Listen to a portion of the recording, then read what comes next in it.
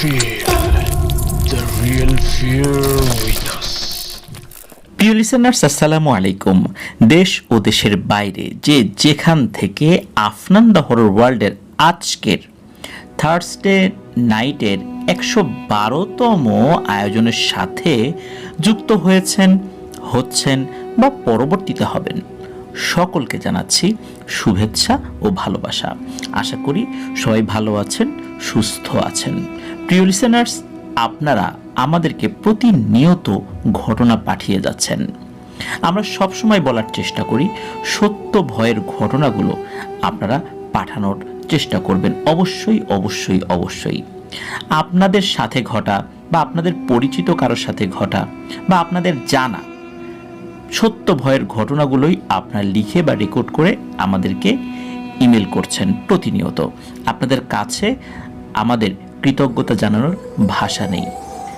দেশের বাইরে থেকে প্রবাসী রেমিটেন্স যোদ্ধা ভাইরা বা বাইরে লেখাপড়া করতে গিয়েছেন এমন ভাইরাও কিন্তু আমাদেরকে প্রতিনিয়ত ঘটনা পাঠিয়ে যাচ্ছেন। আর আপনাদের ঘটনা নিয়ে প্রতিনিয়ত আমরা ইনশাল্লাহ এপিসোডগুলো সাজিয়ে যাচ্ছি। এর সবটুকু কৃতিত্বই আলহামদুলিল্লাহ আমরা আপনাদেরকে দিতে চাই। আপনাদের সহযোগিতা নিয়ে আমরা অনেকটা পথ আগাতে চাই। প্রিয় লিসেনার্স, আমাদের সপ্তাহ কিন্তু শুরু হয় বৃহস্পতিবার থেকে পরের বুধবার। এই 7 দিন আমরা সপ্তাহ ধরে থাকি, কারণ এই 7 দিনের মধ্যেই আমরা কখনো 3টা কখনো 4টা এপিসোড করে থাকি। আজকে আমাদের রেগুলার এপিসোড মানে 112তম এপিসোড নিয়ে আপনাদের সামনে ইনশাল্লাহ হাজির হয়েছি। আর আগামীকাল আপনাদের সেই কাঙ্ক্ষিত একটি ঘটনা, যেই ঘটনার জন্য আপনারা অনেক দিন অপেক্ষা করছিলেন, বড় দাদার ঘটনা আমরা পেয়েছি জুবাই ইসলাম ভাইয়ের কাছ থেকে। তো সেই ঘটনাটি নিয়ে ইনশাল্লাহ আমরা একক একটি এপিসোড আগামীকাল ফ্রাইডে স্পেশাল এপিসোড হিসেবে আপনাদের সামনে ইনশাল্লাহ নিয়ে আসব। আর শনিবার তো হরর নাইট এপিসোডের 31তম আয়োজন ইনশাল্লাহ থাকবেই। আর সোমবার অমীমাংসিত রহস্য এপিসোড। তাই এই সপ্তাহে নাম আমরা দিয়েছি হরর উইক। 4টি এপিসোড আপনাদের সামনে ইনশাল্লাহ আমরা নিয়ে আসছি। তো চলুন কথা বাড়াবো না, সরাসরি ঘটনাতে চলে যাব। তার আগে একটু সামান্য কথা, আমাদের এই ভিডিওর লাইক বাটনটা প্রেস করে দেবেন আর ভিডিওর লিঙ্কটাও শেয়ার করে দেবেন। আর আমার আরও একটি চ্যানেল রয়েছে আফনাস বি নামে, সেটার লিঙ্কও এই ভিডিও ডিসক্রিপশনে দেওয়া রয়েছে, সেখানে গিয়ে ওই চ্যানেলও সাবস্ক্রাইব করতে পারেন। তো চলুন মূল ঘটনাতে চলে যাই। আমাদের প্রথম ঘটনাটি শুরু করব দেশের বাইরের একটি রোমহর্ষক ঘটনা দিয়ে। আর এই ঘটনাটি আমাদেরকে যিনি পাঠিয়েছেন ওনার নাম মোহাম্মদ রনি। বাংলাদেশে ওনার বাড়ি ঢাকা জেলার নবাবগঞ্জ থানার চুরাইন নামক স্থানে। উনি গত 24 এপ্রিল লেখাপড়ার জন্য জাপানে আসেন। তো জাপানের উত্তর প্রান্তে মোরিওকা সিটি নামক একটা জায়গা রয়েছে, ওখানে বর্তমানে রয়েছেন এবং সেখানে লেখাপড়া করছেন। তো নতুন জায়গায় যাওয়ার পর নতুন জায়গাটা ওনার কাছে খুবই ভালো লাগছিল। এই মোরিওকা সিটিতে বাংলাদেশের 50 থেকে 60 জনের মতো বসবাস করে। আর ওখানে আসার পর বাংলাদেশি অনেক বড় ভাইদের সাথেও ওনার পরিচয় হয়।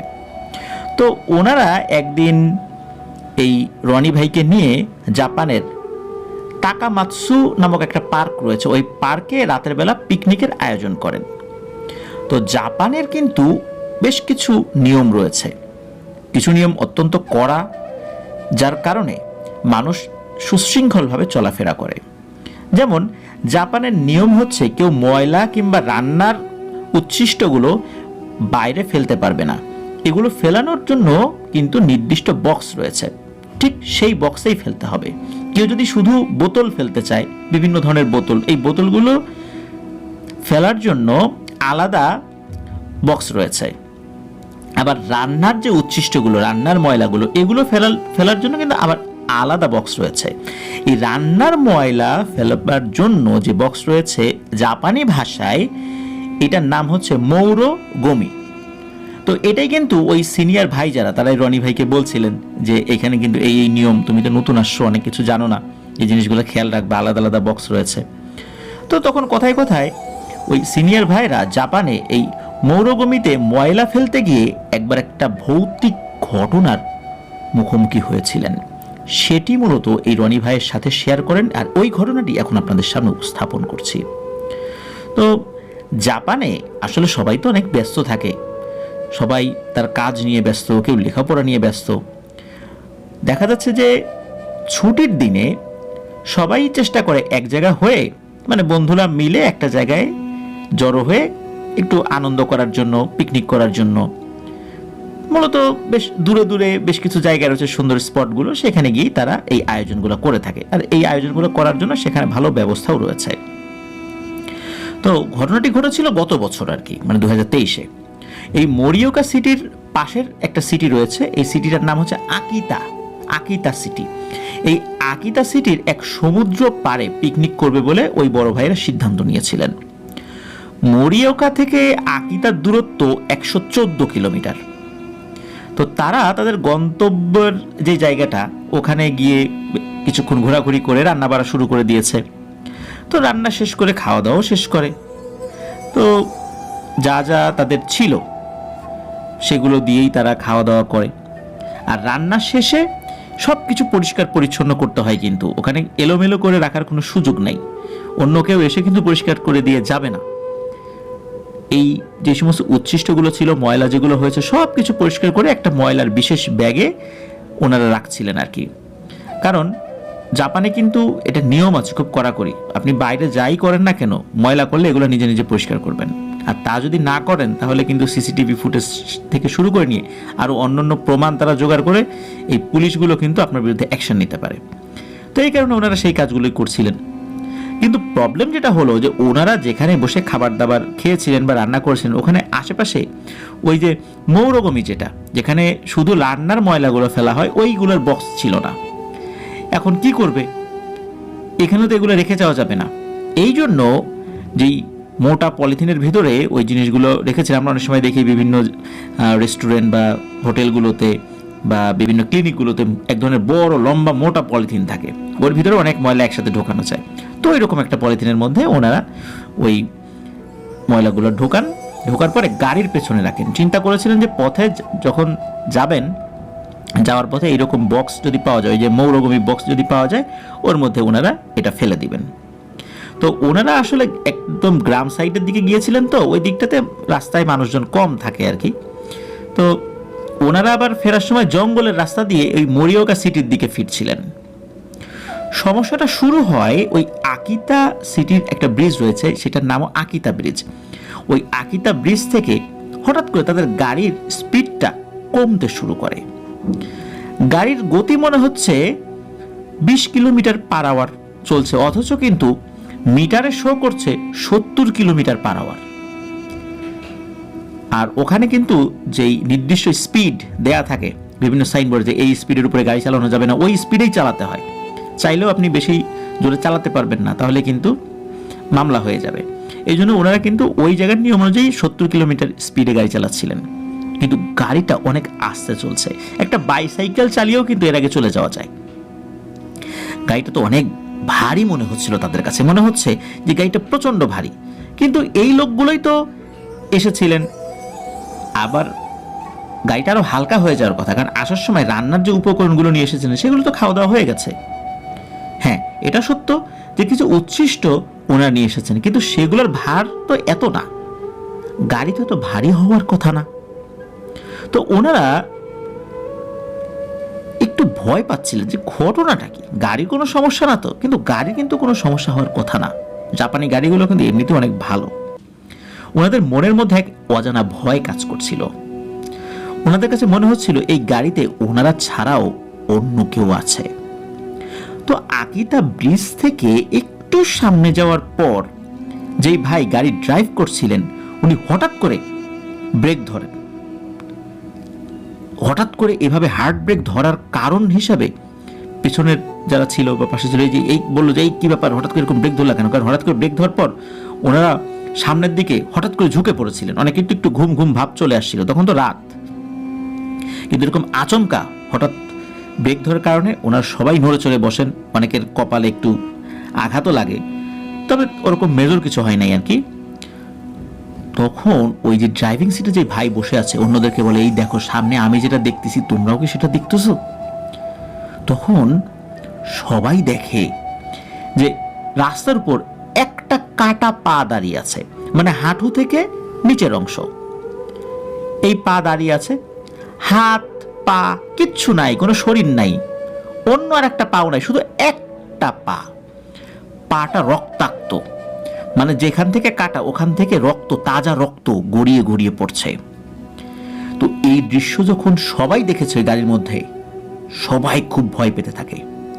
আর এদিকে এই ভয়ের মাত্রা বাড়িয়ে দিয়ে আরো ভয়ঙ্কর ঘটনা ঘটতে থাকে। সেটি হচ্ছে ওই রক্তাক্ত পাটা ব্যাঙের মতো লাফিয়ে লাফিয়ে ওই গাড়ির সামনে চলে আসছে, আর গাড়িটা ব্যাক গিয়ারে দিয়ে পেছন দিকে নেওয়ার চেষ্টা করছিলেন যিনি ড্রাইভিং সিটে বসেছিলেন, কিন্তু কোনোভাবেই ব্যাক গিয়ারে দিয়ে গাড়িটা পেছন দিকে উনি নিতে পারছিলেন না।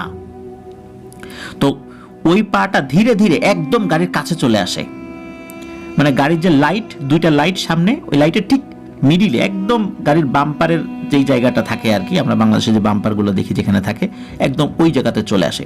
আর ওখানে আসার পরই আর একটা ভয়ানক ঘটনা ঘটতে থাকে। ওনারা দেখতে থাকেন ওই এক পায়ের উপরে আস্তে আস্তে শরীর গজাচ্ছে, মানে ওই পাটা আস্তে আস্তে বড় হচ্ছে, ওই পা থেকে একটা লোম ভর্তি একটা অবয়ব দাঁড়িয়ে যায়, পুরো একটা ভয়ঙ্কর এক জানোয়ারের রূপ ধারণ করে। কিন্তু এটা কোন ধরনের প্রাণী এইটা ওনারা বুঝতে পারছিলেন না, এই ধরনের প্রাণী আগে কখনো ওনারা দেখেন নাই। আর এই প্রাণীটা পূর্ণাঙ্গ রূপ ধারণ করার পরপরই হঠাৎ করেই হাওয়ায় মিলিয়ে যায়। আর হাওয়ায় মিলিয়ে যাওয়ার সাথে সাথে চারদিক থেকে নানান ধরনের ভয়ঙ্কর আওয়াজ ওনারা গাড়ির ভেতর থেকে শুনতে পাচ্ছিলেন। হঠাৎ করে কি হয়, ওনাদের গাড়িটা কাঁপাকাঁপি শুরু হয়, মনে হচ্ছে কেউ ওই গাড়িটা ধরে ঝাঁকাচ্ছে। ওনারা তো প্রচন্ড ভয় পাচ্ছেন যে হায় আল্লাহ, কি হচ্ছে, আজকে মনে হয় ওনাদের জীবনের শেষ, কারণ ভয়ঙ্কর কোনো প্রাণীর আক্রমণের শিকার ওনারা হতে যাচ্ছেন। হঠাৎ করে এরকম এক পা থেকে সেখানে একটা অবয়ব দাঁড়িয়ে যাওয়া, হঠাৎ করে সেটা মিলিয়ে যাওয়া, আবার চারদিকে ভয়ঙ্কর আওয়াজ, আবার গাড়িটা নড়াচড়া করছে। এই ধরনের বিভীষিকাময় পরিস্থিতিতে ওনারা আসলে কি করবেন বুঝতে পারছিলেন না। ওনাদের মুখ দিয়ে কথাই বন্ধ হয়ে গেছে, কি করবেন ওনাদের আসলে কিছুই মাথায় আসছে না। তবে ড্রাইভিং সিটে যিনি বসা ছিলেন উনি কিন্তু সামনের দিকে গাড়ি চালানোর চেষ্টা করছেন, যখনই আর কি ওই অবয়বটা মিলিয়ে গিয়েছিল, কিন্তু পারছিলেন না। হঠাৎ করে কি হয়, ওই গাড়িটা চলা শুরু করে। তবে ড্রাইভিং সিটে যিনি বসেছিলেন ওনার নাম ছিল আব্দুর রহিম। তো ওই আব্দুর রহিম গাড়িটা চালানো অবস্থায় বলতে থাকে যে মনে হচ্ছে এই যে ময়লার ব্যাগটা নিয়ে এসেছি, এইটার কারণে কোনো একটা সমস্যা হচ্ছে, এটা দ্রুত রাস্তায় ফেলে দিতে হবে। তখন ওই আব্দুর রহিম ভাই বলেন, উনি তো ওনাদের ওই গাড়ির মধ্যে যারা আছেন তাদের মধ্যে একটু সিনিয়র ছিলেন, উনি ওই সময় বলেন যে এই রাস্তা দিয়ে যাওয়ার সময় অনেকেই কোনো কোনো সমস্যায় পড়েছে আমি শুনেছি, কিন্তু এ রাস্তা দিয়ে তো আমি অনেকবারই রাত্রিবেলা গিয়েছি, কিন্তু কখনো এই ধরনের সমস্যা হয়নি, আজকে আমাদের সাথেও ঘটে গেল। কিন্তু সমস্যা হলো জাপানে তো এই ময়লা বাইরে ফেলা যাবে না, এটা তো অপরাধ, কিন্তু কি করবে, বাধ্য হয়েই গাড়িটা থেকে ওই ময়লাগুলো বাইরে ফেলে দেওয়া হয়, মানে ব্যাগ সমেত বাইরে ফেলে দিয়েছে, রাস্তার এক পাশে গিয়ে পড়ে। আর ওই ব্যাগটা বাইরে ফেলে দেওয়ার পর আস্তে আস্তে আস্তে আস্তে গাড়ির গতিটা স্বাভাবিক হয়ে যায়। এরপর পুরো পথে আর কোনো ধরনের কোনো সমস্যা আল্লাহর রহমতে হয়নি। ওনারা একদম ঝামেলাহীনভাবেই বাসায় এসে পৌঁছান। আর ওনারা যে ব্যাগ ফেলে দিয়েছিলেন এরপরে আসলে ওই রাস্তায় তো সিসিটিভি ছিল কি ছিল না বা এই ধরনের কোনো বিষয় ওনারা খেয়াল করে নাই। তবে এই ব্যাগটা ফেলার কারণে পুলিশ ওনাদের পরবর্তীতে কোনো ঝামেলা করেনি বা পুলিশ টেরও পায় নাই আর কি। আর এই ধরনের ঘটনা তো মানুষ ইচ্ছা করে ঘটায় নাই, একটা অনিচ্ছাকৃতভাবেই আইনটা তারা ভঙ্গ করেছিলেন প্রাণ বাঁচানোর তাগিদে। তো এটি ছিল ঘটনা। আমার কাছে এই ঘটনাটি খুবই অন্যরকম লেগেছে। দেশের বাইরের এমন ঘটনা আমরা অনেকদিন পর পেলাম। ধন্যবাদ জানাচ্ছি রনি ভাইকে, উনি সুদূর জাপানের মোরিওকা সিটি থেকে এই ঘটনাটি আমাদেরকে পাঠিয়েছেন। আশা করছি আপনার কাছ থেকে আমরা আরও অনেক ভয়ের ঘটনা ইনশাল্লাহ পাব। তো প্রিয় লিসেনার্স, চলুন আমরা চলে যাব আমাদের এবারের 112তম এপিসোডের পরবর্তী আরও একটি নতুন ঘটনায়। আশা করছি এই ঘটনাটিও আপনাদের ভালো লাগবে। আমরা নতুন ঘটনায় চলে যাব, কিন্তু এর মধ্যে আপনারা একটা কাজ করে নিতে পারেন, আমাদের এই ভিডিওটার লাইক বাটনে প্রেস করে দিতে পারেন আর ভিডিওর লিঙ্কটাও শেয়ার করে দিতে পারেন।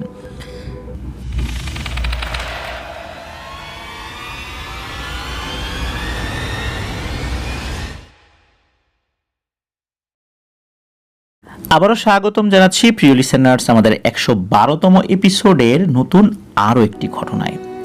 এখন যে ঘটনাটি আপনাদের সাথে শেয়ার করতে যাচ্ছি, এই ঘটনাটি আমাদেরকে যিনি পাঠিয়েছেন তার নাম উনি প্রকাশ করতে নিষেধ করেছেন। আমরা একটা ছদ্মনাম দিলাম যে ওনার নাম সোহেল। তবে ওনার বাড়ি হচ্ছে যশোরের একদম কেন্দ্রবিন্দুতেই ঘোপ অঞ্চলে। আর ওনার ডিটেলসটা আমাদেরকে দিয়েছেন, সঙ্গত কারণে প্রকাশ করতে নিষেধ করেছেন। কারণ কেন প্রকাশ করতে নিষেধ করেছেন এই ঘটনার শেষ দিকে আসলে আপনারা বুঝতে পারবেন। তো মূলত এই ঘটনাটি দুইজন বন্ধু এবং ওনাদের এলাকার বুড়ি ভৈরব নদীতে মাছ ধরাকে কেন্দ্র করে।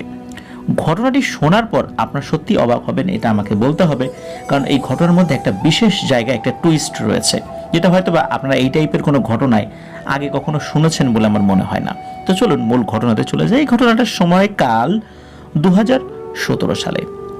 তখন যশোরে ভারী বৃষ্টিপাতের কারণে নদীর পানি উপচে নিকটবর্তী যে স্থানগুলো রয়েছে সেখানে পানি ঢুকে পড়েছে। আর নদীর যে মাছগুলো ছিল বা আশেপাশে যে সমস্ত ঘেরগুলো ছিল সেগুলোর থেকে মাছগুলো বেরিয়ে গিয়ে চারদিকে ছড়িয়ে পড়েছে। তো স্থানীয় মানুষ যারা আছেন তারা যে যেভাবে পারছে মাছ ধরার সামগ্রী দিয়ে মাছ ধরছে। তো নদীর পার্শ্ববর্তী স্থানে বসবাসকারী দুইজন যুবক, ওরাও নদী থেকে মাছ ধরার আশায় কারেন্ট জাল সাথে নিয়ে নদীর কোন একটা জায়গায় ওই কারেন্ট জাল পাতার উদ্দেশ্যে বেরিয়ে পড়েছেন। তখন সময়টা আনুমানিক বেলা 11টা, একদম দিনের বেলা কিন্তু।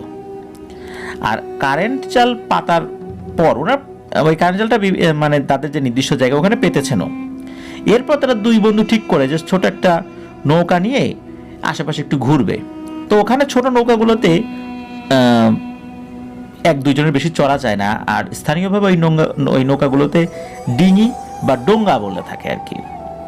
তো ওরা যে ভাবা সেই কাজ, ওরকম চিন্তা করে একটা ডোঙ্গা খুঁজতে বেরিয়ে পড়ে। কারণ ওনাদের সাথে তো ওই সময় কিন্তু ওই ডোঙ্গা ছিল না। তো যশোরের ওই দড়াটানা যে ব্রিজ রয়েছে, যারা যশোরে আছেন তারা একটা চিনে থাকবেন, দড়াটানা একটা জায়গা। ওই দড়াটানা ব্রিজের নিচে এক জেলে বসবাস, মানে ওইখানে বসবাস বলতে কি ওই আশেপাশেই থাকতো আর কি। তো ওখানে একটা জেলে বৃদ্ধ চাচার একটা ডোঙা মোটামুটি অধিকাংশ সময় থাকতো। তো ওরা আবার দুজন জানতো এটা। তো ওরা ওই বৃদ্ধ চাচার কাছে গিয়ে বলে যে চাচা আপনার এই ডোঙাটা একটু দেন, একটু ঘোরাঘুরি করে চলে আসবো। তো চাচা আবার ওই দুজনকে চিনতো, স্থানীয় ছেলে পেলে, তো ছেলে দুটো ভালো ছিল, ওরা যে ডোঙা নিয়ে চলে যাবে অন্য কোথাও বিষয়টা এরকম না। তখন বলে আচ্ছা ঠিক আছে বাবা যাও, তো খুব বেশি দূরে যাও না। আর একটা কথা, এখান থেকে একটু দূরে ওই পাশটাতে অনেক পুরনো একটা কুয়া রয়েছে। এখন তো এই যে পানি ঢুকে গেছে এই কারণে কুয়াটা কিন্তু দেখা যাচ্ছে না, তোমরা কিন্তু ওই দিকটাতে যাও না, অন্য দিক দিয়ে ঘোরাঘুরি করো। তো ওরা দুইজনে বলে আচ্ছা ঠিক আছে চাচা আপনি চিন্তা করবেন না, আমরা ওই দিকে যাব না। ওই কুয়া নিয়ে লোকমুখে অনেক ভয়ানক ব্যাপার প্রচলিত ছিল, এইটাও কিন্তু ওই বৃদ্ধ চাচা ওই দুজনকে মনে করিয়ে দেন। তো ওরাও একদম ভালোভাবেই চাচাকে আশ্বস্ত করে যে তারা ওই দিকটাতে যাবে না। তো ভালো কথা, ওরা তো ওই ডোঙা নিয়ে বেরিয়ে যায়, তো ঘুরছে। তো একটা দিকে যাওয়ার পরে হঠাৎ করে ওরা খেয়াল করে ওই যে জায়গাটা, ওই যে চাচা দেখিয়েছেন যে ওই জায়গাটা একটা কুয়া রয়েছে, পানিতে এখন ঢেকে গিয়েছে। ওরা খেয়াল করে যে ওই কুয়ার ওই জায়গাটাতে হঠাৎ করে ঘূর্ণিপাকের সৃষ্টি হয়েছে, মানে চারদিকে পানি ঘুরছে। আর ওদের যে ডোঙাটা ঠিক ওই কুয়ার দিকে যাওয়া শুরু করেছে। ওরা তো অনেক চেষ্টা করছে কিন্তু কোনোভাবেই ওই ডোঙাটার ব্যালেন্স করতে পারছে না, বা ডোঙাটা ওই কুয়ার দিকেই যাচ্ছে। অথচ ওখানে কিন্তু হঠাৎ করে এইভাবে পাক সৃষ্টি হওয়ার কথা না। ওদের ওই ডোঙাটা ওই ঘূর্ণিপাকের মধ্যে পড়ে উল্টে যায়। ওরা দুজনেই তো পানিতে পড়ে যায়, দুজনে কিন্তু খুব ভালো সাঁতার জানতো। তো ডোঙা থেকে পড়ে যাওয়ার পর ওদের একজন সাঁতার কেটে একটা সাইডে চলে আসে, কিন্তু আর একজন আর ভেসে ওঠে না। তো ও তো সাইডে আসার পর চিৎকার চেঁচামেচি শুরু করেছে, ওর বন্ধু হারাই গেছে। তখন তো লোকজন জানাজানি হয়ে গেছে, দিনের বেলা তো আশেপাশে অনেক মানুষজন ছিল, সবাই মিলে ওখানে আসে, খোঁজাখুঁজি শুরু করে। ওখানে যে খুব বেশি পানি ছিল বিষয়টা কিন্তু এরকম না, মানে নদীর পানি উপচে পড়ে ওই জায়গাটা ডুবে গিয়েছিল এই আর কি। তো সবাই মিলে অনেক খোঁজাখুঁজি করছে কিন্তু ওরা খোঁজ মেলে না। অদ্ভুত ব্যাপার হলো ওই ডোঙাটাতে যে দুজন ছিল ওরা পড়ে যাওয়ার পর আর ওই একজন হারিয়ে যাওয়ার পর ওই পাক যেটা ওখানে হয়েছিল এই পাকটাও কিন্তু বন্ধ হয়ে গিয়েছিল। নৌকাটা কিন্তু ওখানেই আছে, মানে পানির নিচে ডুবে আছে, ওটা তুলে ফেলেছে, কিন্তু ওই একজনকে আর খুঁজে পাওয়া যাচ্ছে না। সবাই মিলে খুঁজছে। যশোরের এই ফায়ার সার্ভিস থেকে ডুবুরি আসে, আশপাশ থেকেও যারা ডুবুরি কাজ জানতো তারাও আসে, কোনোভাবেই খোঁজ মেলে না। সারাদিন চেষ্টা করছে, আসলে ওইখান থেকে খুব বেশি দূর যাওয়ার তো কথা না, কিন্তু পাওয়া যাচ্ছে না। আর ওই জায়গাটা তো নদীরও অংশ না, পানি বেড়ে যাওয়ার কারণে ওখানে পানি উঠেছে, সুতরাং এখানে তো খোঁজাটা স্বাভাবিক একটা প্রক্রিয়ার মধ্যেই সেটা সম্ভব, এমনটা না যে সেখানে অনেক গভীরতা রয়েছে। এখন ওই দিনের শেষবারের মতো একজন ডুবুরি চিন্তা করে যায় আবারও একটু দেখি না পাওয়া যায় কিনা, মানে সন্ধ্যার একটু আগে আগে। তো ওই ডুবুরি যখন নেমেছে অল্প সময়ের মধ্যে খুব ভয়ার্ত একটা চেহারা নিয়ে উপরে উঠে এসেছে, মনে হচ্ছে সে খুব হাঁপাচ্ছে। সে কয়েক মিনিট ডুবেছিল। তো উনি ওঠার পর সবাইকে বলছে যে আশেপাশে ওই অল্প সময়ের মধ্যেই উনি খুঁজছিলেন, খোঁজার পরে হঠাৎ করে উনি তো ওই ডুবেই ওই কুয়ার কাছে চলে গিয়েছেন। তো কুয়ার কাছে গিয়ে উনি একটু তাকানোর চেষ্টা করেছেন। হঠাৎ করে মনে হলো ওই কুয়ার ভেতর থেকে কয়েকজন মানুষের কথা বলার মতো আওয়াজ শোনা যাচ্ছে। উনি তো অবাক হন যে পানির মধ্যে এরকম কথা বলার আওয়াজ, এটা কি জিনিস। তো উনি যখন ওই ডুব দিয়েই ওই কুয়ার যে জায়গাটা ওইদিকে একটু মাথা বাড়িয়েছেন, হঠাৎ করে মনে হলো যে এই কথা বলাটা বন্ধ হয়ে গেল, সব চুপচাপ। আর ওই সময় ওনাকে চমকে দিয়ে কুয়ার ভেতর থেকে কিছু একটা ওনার দিকে তাকায়, মনে হচ্ছে ঠিক কুয়ার নিচের থেকে বড় বড় চোখ করে কেউ একজন তার দিকে তাকিয়ে আছে।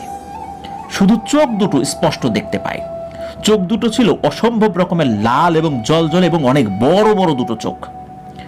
তো ওইটা দেখেই উনি তাড়াতাড়ি ওইখান থেকে সরে আসেন, সরে এসেই উপরে চলে আসেন। ওই জায়গাটা তো আর খুব বেশি গভীর না। তো উনি বলেন যে এই ঘটনা, বিষয়টা তো আমার কাছে স্বাভাবিক বলে মনে হচ্ছে না। তো পরের দিন সকাল 9টা থেকে আবারও ডুবুরিরা ওই ছেলেকে খুঁজতে শুরু করে, আর প্রথমবারেই তার লাশটা পাওয়া যায়। ডুবুরিরা তার লাশ পায় ওই ঠিক কুয়ার যে জায়গাটা ওইটার পাশেই। অথচ গতকাল সারাদিন ওই একই জায়গায় খোঁজাখুঁজি করেও তারা কিন্তু কিচ্ছু দেখেনি। ওই ছেলেটার লাশ তার পিতামাতার কাছে হস্তান্তর করা হয়, কিন্তু রহস্যের বিষয় হচ্ছে যে গতকালকে দুপুরবেলা ডুবে যাওয়া একটা ছেলের নাক থেকে এখনো টাটকা রক্ত বের হচ্ছে, মনে হচ্ছে কিছুক্ষণ আগে সে মারা গেছে। তো এই কথা শোনার পর এই যে আমাদেরকে যিনি ঘটনা পাঠিয়েছেন উনি নিজেও কৌতূহলবশত ওই লাশটা দেখতে গিয়েছিলেন। লাশটা দেখতে গিয়ে উনি নিজেও হতভম্ব হয়ে যান, কারণ সত্যি তার নাক দিয়ে রক্ত ঝরছিল। তার নাকের মধ্যে তুলা দিয়ে খাটিয়ায় শুইয়ে রাখা হয়। তো ঘটনাটা কিন্তু এ পর্যন্ত সবাই জানে। এরপরে আসি এই ঘটনার পেছনের ঘটনাটা। তো আমাদেরকে যিনি ঘটনা পাঠিয়েছিলেন ওনার পরিবারের সাথে একটা জিনের সর্দারের ভালো সম্পর্ক ছিল। মাঝে মাঝে ওই জিনের সর্দার ওনার পরিবারের সাথে দেখা করার জন্য আসতেন। ওই জিন সর্দার নাকি খুবই ঠান্ডা মেজাজের এবং পরহেজগার। জিনরা যেমন হঠাৎ করে রেগে যায়, অনেক শর্ত দেয়, এটা করতে হবে এটা করতে হবে, বিষয়টা এরকম না। সে খুবই ঠান্ডা মেজাজের এবং খুব আল্লাহওয়ালা একজন জিন। তো ওই জিনকে, এই যে আমাদেরকে যিনি পাঠিয়েছেন ঘটনা, ওই দিনের ঘটনা সম্পর্কে কৌতূহলবশত প্রশ্ন করেন যে আসলে ওই ছেলেটার বিষয়ে আপনি কিছু জানেন? তো তখন ওই জিনটা বলে যে তোমরা হয়তোবা চিন্তা করে অবাক হচ্ছ যে ওই ছেলেটাকে কেন মেরে ফেললো। ওই ডুবুরিটা যেটা দেখেছিল ঠিকই দেখেছিল, ওই কুয়ার মধ্যে আসলেই অনেকগুলো জিন থাকে। তবে ওই ছেলের মৃত্যুর জন্য ওই জিনেরা দায়ী না, ওই ছেলের মৃত্যুর জন্য ওই ছেলে নিজেই দায়ী। ওর নিজের কারণেই আজকে ওর এই পরিণতি। একথা শোনার পর উনি তো একটু নড়াচড়া করে বসেছেন যে ঘটনাটা কি, কেন ওই ছেলেটা নিজেই দায়ী, ও তো ইচ্ছা করে কুয়ার ওখানে যায় নাই। তখন ওই জিন সর্দার বলে যে ওই যে কুয়াটা ওই কুয়ার ভেতরে জিনদের রাজ্য রয়েছে, শত শত বছর ধরে ওখানে ওরা বসবাস করে। আর ওই কুয়ার জিনেরা কিন্তু খারাপ না, ওরা ভালো, মানুষকে ভয় টয় দেখায় যাতে তারা ওইদিকে না আসে, আসলে ওদের বিরক্ত করে অনেকেই নিজেদের অজান্তে, এই জন্য ওরা আসলে মানুষের আনাগোনা পছন্দ করে না। তো যেই সময়টাতে ওরা গিয়েছিল ওই সময়টা ওদের একটা বিশেষ সময় ছিল। তো ওই সময় আসলে ওই কুয়ার আশেপাশে কোনো মানুষের উপস্থিতি ওরা পছন্দ করে না। তো ওই সময় যখন ওই নৌকাটা কাছে যায় তখন নৌকাটাতে একটা পাক সৃষ্টি করে এবং ওই পাকে ওই একটা ছেলেকে ওরা নিয়ে যায় সর্দারের কাছে। তো সর্দারের কাছে নিয়ে যাওয়ার পর প্রথমে ছেলেটাকে বন্দি করে রাখা হয়, পরে সর্দারের কাছে যখন নিয়ে যাওয়া হয়, নিয়ে যাওয়ার পর ওই ছেলেটা খুব আকুতি মিনতি করে যে আমাকে ছেড়ে দেন, আমি তো আসলে জানি না, বুঝি না, আর ইচ্ছা করে তো আপনার ওখানে আসি নাই, হঠাৎ করে পাক সৃষ্টি হয়েছে, তখন নৌকাটা এদিকে চলে আসছে, আমরা তো নৌকাটা সরানোর চেষ্টা করেছি কিন্তু পারি নাই। তখন বলে আচ্ছা ঠিক আছে, তোমার বিষয়ে আমি একটু খোঁজ খবর নেই। ওই সময়ই নাকি ওই সর্দার ওই ছেলের উপস্থিতিতেই কয়েকজন জিনকে বলে যে ওই ছেলেটার একটু খোঁজ খবর নিয়ে আসো তো, ওই ছেলে যেগুলো বলছে আর ওর যে হিস্ট্রি, ওর পরিবার বা ওর সম্পর্কে একটু খোঁজ খবর নিয়ে আসো। অল্প সময়ের মধ্যেই ওই জিনেরা এসে হাজির হয় এবং বলে যে সর্দার ও আসলে ঠিকই বলছে, ও ভালো, ছেলেটা ভালো, ওর পরিবারও ভালো, আর ও আমাদেরকে আসলে বিরক্ত করে নাই, আমরা একটু আতঙ্ক সৃষ্টি করার জন্য পাক সৃষ্টি করেছিলাম, ও ওর মধ্যে পড়ে গেছে, এরপরে কুয়ার মধ্যে চলে আসে, তারপর আমরা একে ধরে নিয়ে আসছি। তখন ওই জিন সর্দার বলে যে ঠিক আছে, তুমি তো এখানে চলে আসছো, তোমার রিপোর্টটা ভালো পেলাম, তো তোমাকে ছেড়ে দিব। তো এখানে বলে রাখা ভালো যে ওই ছেলেটি যেদিন ডুবেছিল ওর 3 দিন পরে ছিল ঈদ। তখন ওই জিন সর্দার বলে যে যেহেতু তোমার কোনো রিপোর্ট পাই নাই খারাপ, তোমাকে ছেড়ে দিব, আমার জিনেরা গিয়ে তোমাকে রেখে আসবে, কিন্তু খবরদার তোমার কাছে একটা বিশেষ নির্দেশনা আমি দিয়ে দিলাম, এখানে যেটা হয়েছে, যা যা কথা হয়েছে, তুমি কাউকে এই বিষয়ে বলতে পারবা না। সামনে ঈদ, পরিবারের সাথে গিয়ে আনন্দ করো, কিন্তু এখানকার কোনো কথা তুমি বলতে পারবা না। তবে একটা জিনিস মনে রাখো, ভর দুপুরবেলা, গভীর রাত্রে বা মাঝ রাতে এদিক দিয়ে যদি কেউ নৌকা নিয়ে যায় তাহলে কিন্তু আমরা ডুবিয়ে নিয়ে যাই, এরপরে কিন্তু সতর্ক থাকবা। তো এই বিষয়টা বলে ওই জিন সর্দার, এবং এটাও বলে যে আমাদের এই সময়ে যদি কেউ কখনো এই কুয়ার ভিতরে চলেও আসে, যদি পানি উপচে পড়ে তখন যদি কেউ চলেও আসে, যদি কেউ মারা যায় তার জন্য কিন্তু আমরা দায়ী না, এটা আমাদের সিস্টেম, সুতরাং এরপর থেকে সতর্ক থাকবা। তোমার আগেও আমরা বেশ কয়েকজনকে এভাবে মাফ করে দিয়েছি, কোনো কারণে চলে আসছিল, তার সম্পর্কে আমরা ভালো তথ্য পেয়েছি, ছেড়ে দিয়েছি, ওরা কিন্তু কাউকে কিচ্ছু বলে নাই। তুমি যে নতুন তা কিন্তু না, তোমাকে যে ছেড়ে দিচ্ছি তুমি একমাত্র ব্যক্তি তা কিন্তু না, এর আগেও ছেড়ে দিয়েছি, ওরা কিন্তু ওয়াদার বরখেলাপ করে নাই আজ পর্যন্ত। কেউ কেউ মারা গেছে এমনিতে স্বাভাবিকভাবে, কিন্তু মৃত্যু অবধি কখনো কাউকে কিছু বলে নাই। যাও, মাফ করে দিলাম। সৎ মানুষ ছাড়া আমরা কাউকে সুযোগ দেই না।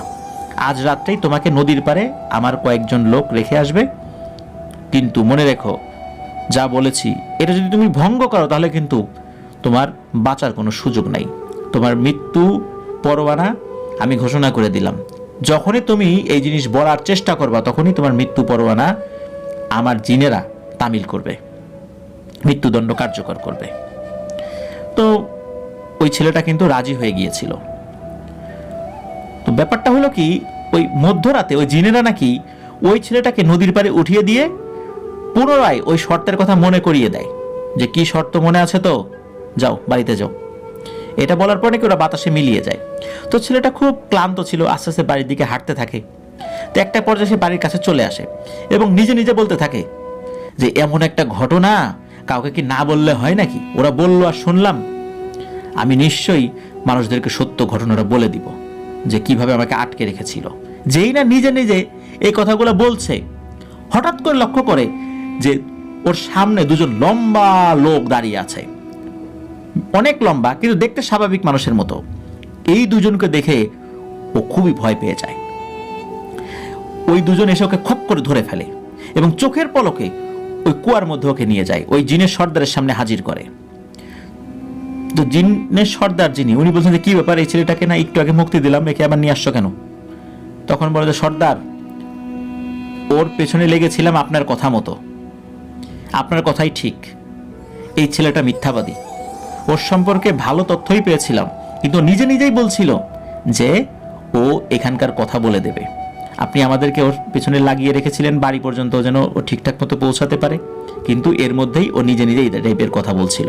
এই কারণে ওকে ধরে নিয়ে এসেছি। এই কথা শোনার সাথে সাথে ওই সর্দার প্রচণ্ড রাগান্বিত হয়। তখন ওই সর্দার বলে যে তোকে মুক্ত করার পরেও তোর সাথে আমি 2 জন জিন দিয়েছিলাম যেন তুই বাড়ি পর্যন্ত পৌঁছাতে পারিস ঠিকঠাক মতো। তুই তোর ওয়াদা ভঙ্গ করেছিস, তুই কথা বলে ফেলেছিস, সেই কথা শুনে ফেলেছে আমার জিনেরা যে তুই এই কথা বলে দিবি, সুতরাং তোর আর কোনো নিস্তার নাই। তুই শর্ত ভঙ্গ করেছিস, তোকে তো মরতেই হবে।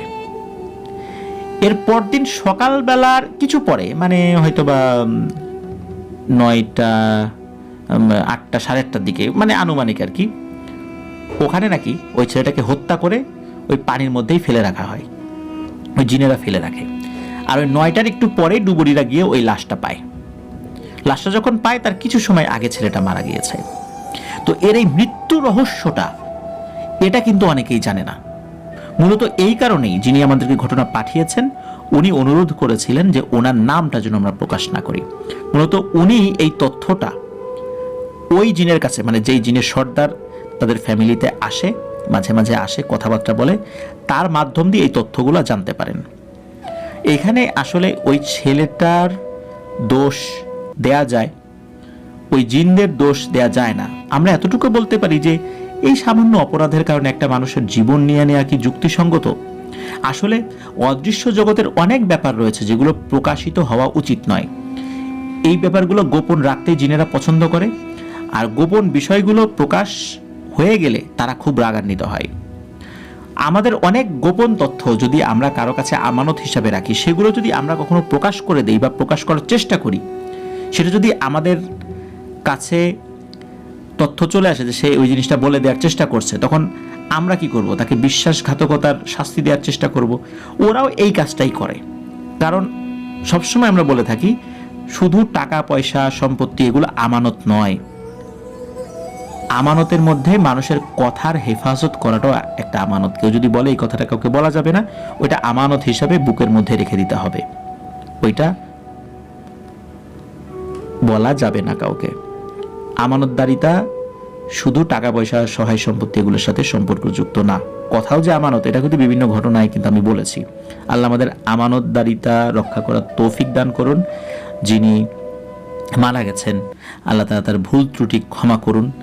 আর যারা এই ধরনের শাস্তি দেন আল্লাহ তাআলা তাদের মনের মধ্যেও দয়া মায়া আরও বেশি বেশি করে যেন হয়, আল্লাহ যেন সেটা দান করেন। প্রিয় লিসেনার্স, চলুন আমরা চলে যাব আমাদের এবারের এপিসোডের পরবর্তী আরও একটি নতুন ঘটনায়। যারা লাইক বাটন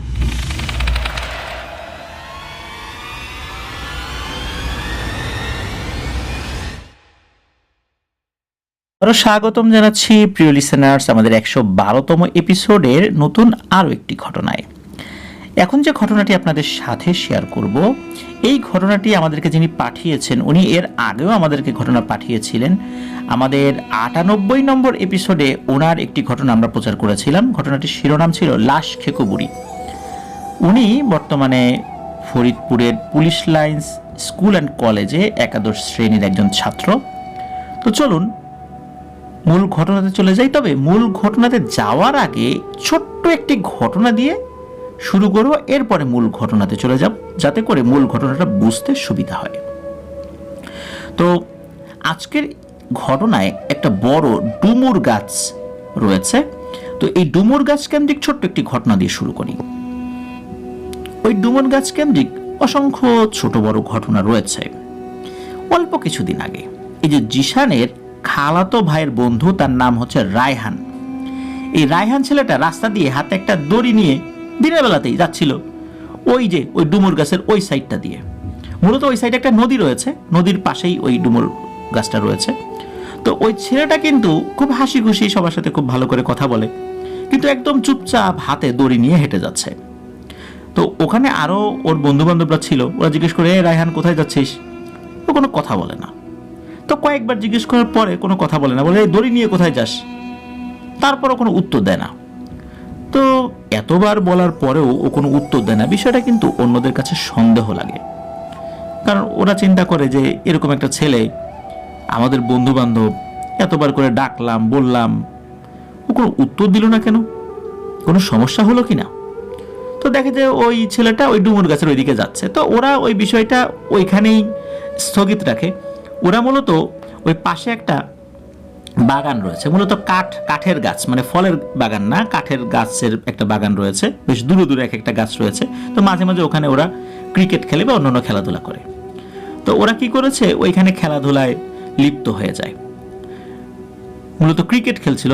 তো যে ব্যাটিং করছিল, ও যখন ওই ব্যাট দিয়ে বলটাকে আঘাত করেছে, ওই বলটা কি করেছে, ওই ডুমুর গাছের ওইদিকে চলে গেছে। তো যেই ছেলেটা ওই বলটা আনতে গিয়ে ও তো চিৎকার করেছে, এই সবাই এদিকে তাড়াতাড়ি আয়, এই দেখ রায়হান দড়ি গলায় দিয়ে ফাঁস দিয়েছে, তাড়াতাড়ি আয়।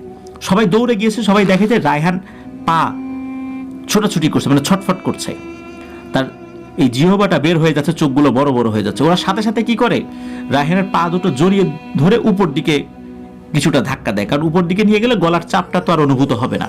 আর অন্যেরা দ্রুত কি করে, একজন ডালে উঠে ওই দড়ির গিট খুলে দেয়, রায়হানকে নামানো হয়, দ্রুত ওকে বাসায় নিয়ে যাওয়া হয়। তো আল্লাহর অশেষ রহমতে ও ওই যাত্রায় বেঁচে যায়। মানে ওই সময় খুব বড় ধরনের কোনো সমস্যা হয়নি, তবে গলায় টান লেগেছিল, ব্যথা লেগেছিল, এর থেকে বড় ধরনের কোনো সমস্যা হয়নি। ও ঘন্টা খানেকের মধ্যে স্বাভাবিক হয়ে যায়। কিন্তু স্বাভাবিক হয়ে যাওয়ার পর ও বিশ্রী ভাষায় সবাইকে গালি দিতে থাকে, ওর বাবাকে, মাকে, আশেপাশে যাকে দেখছে তাকে। তো বাড়ির সবার আর কারো বুঝতে বাকি থাকে না যে ভয়ানক কিছু একটা ঘটেছে ওর সাথে, তা না হলে এইভাবে ও সুইসাইড করতে যাবে কেন।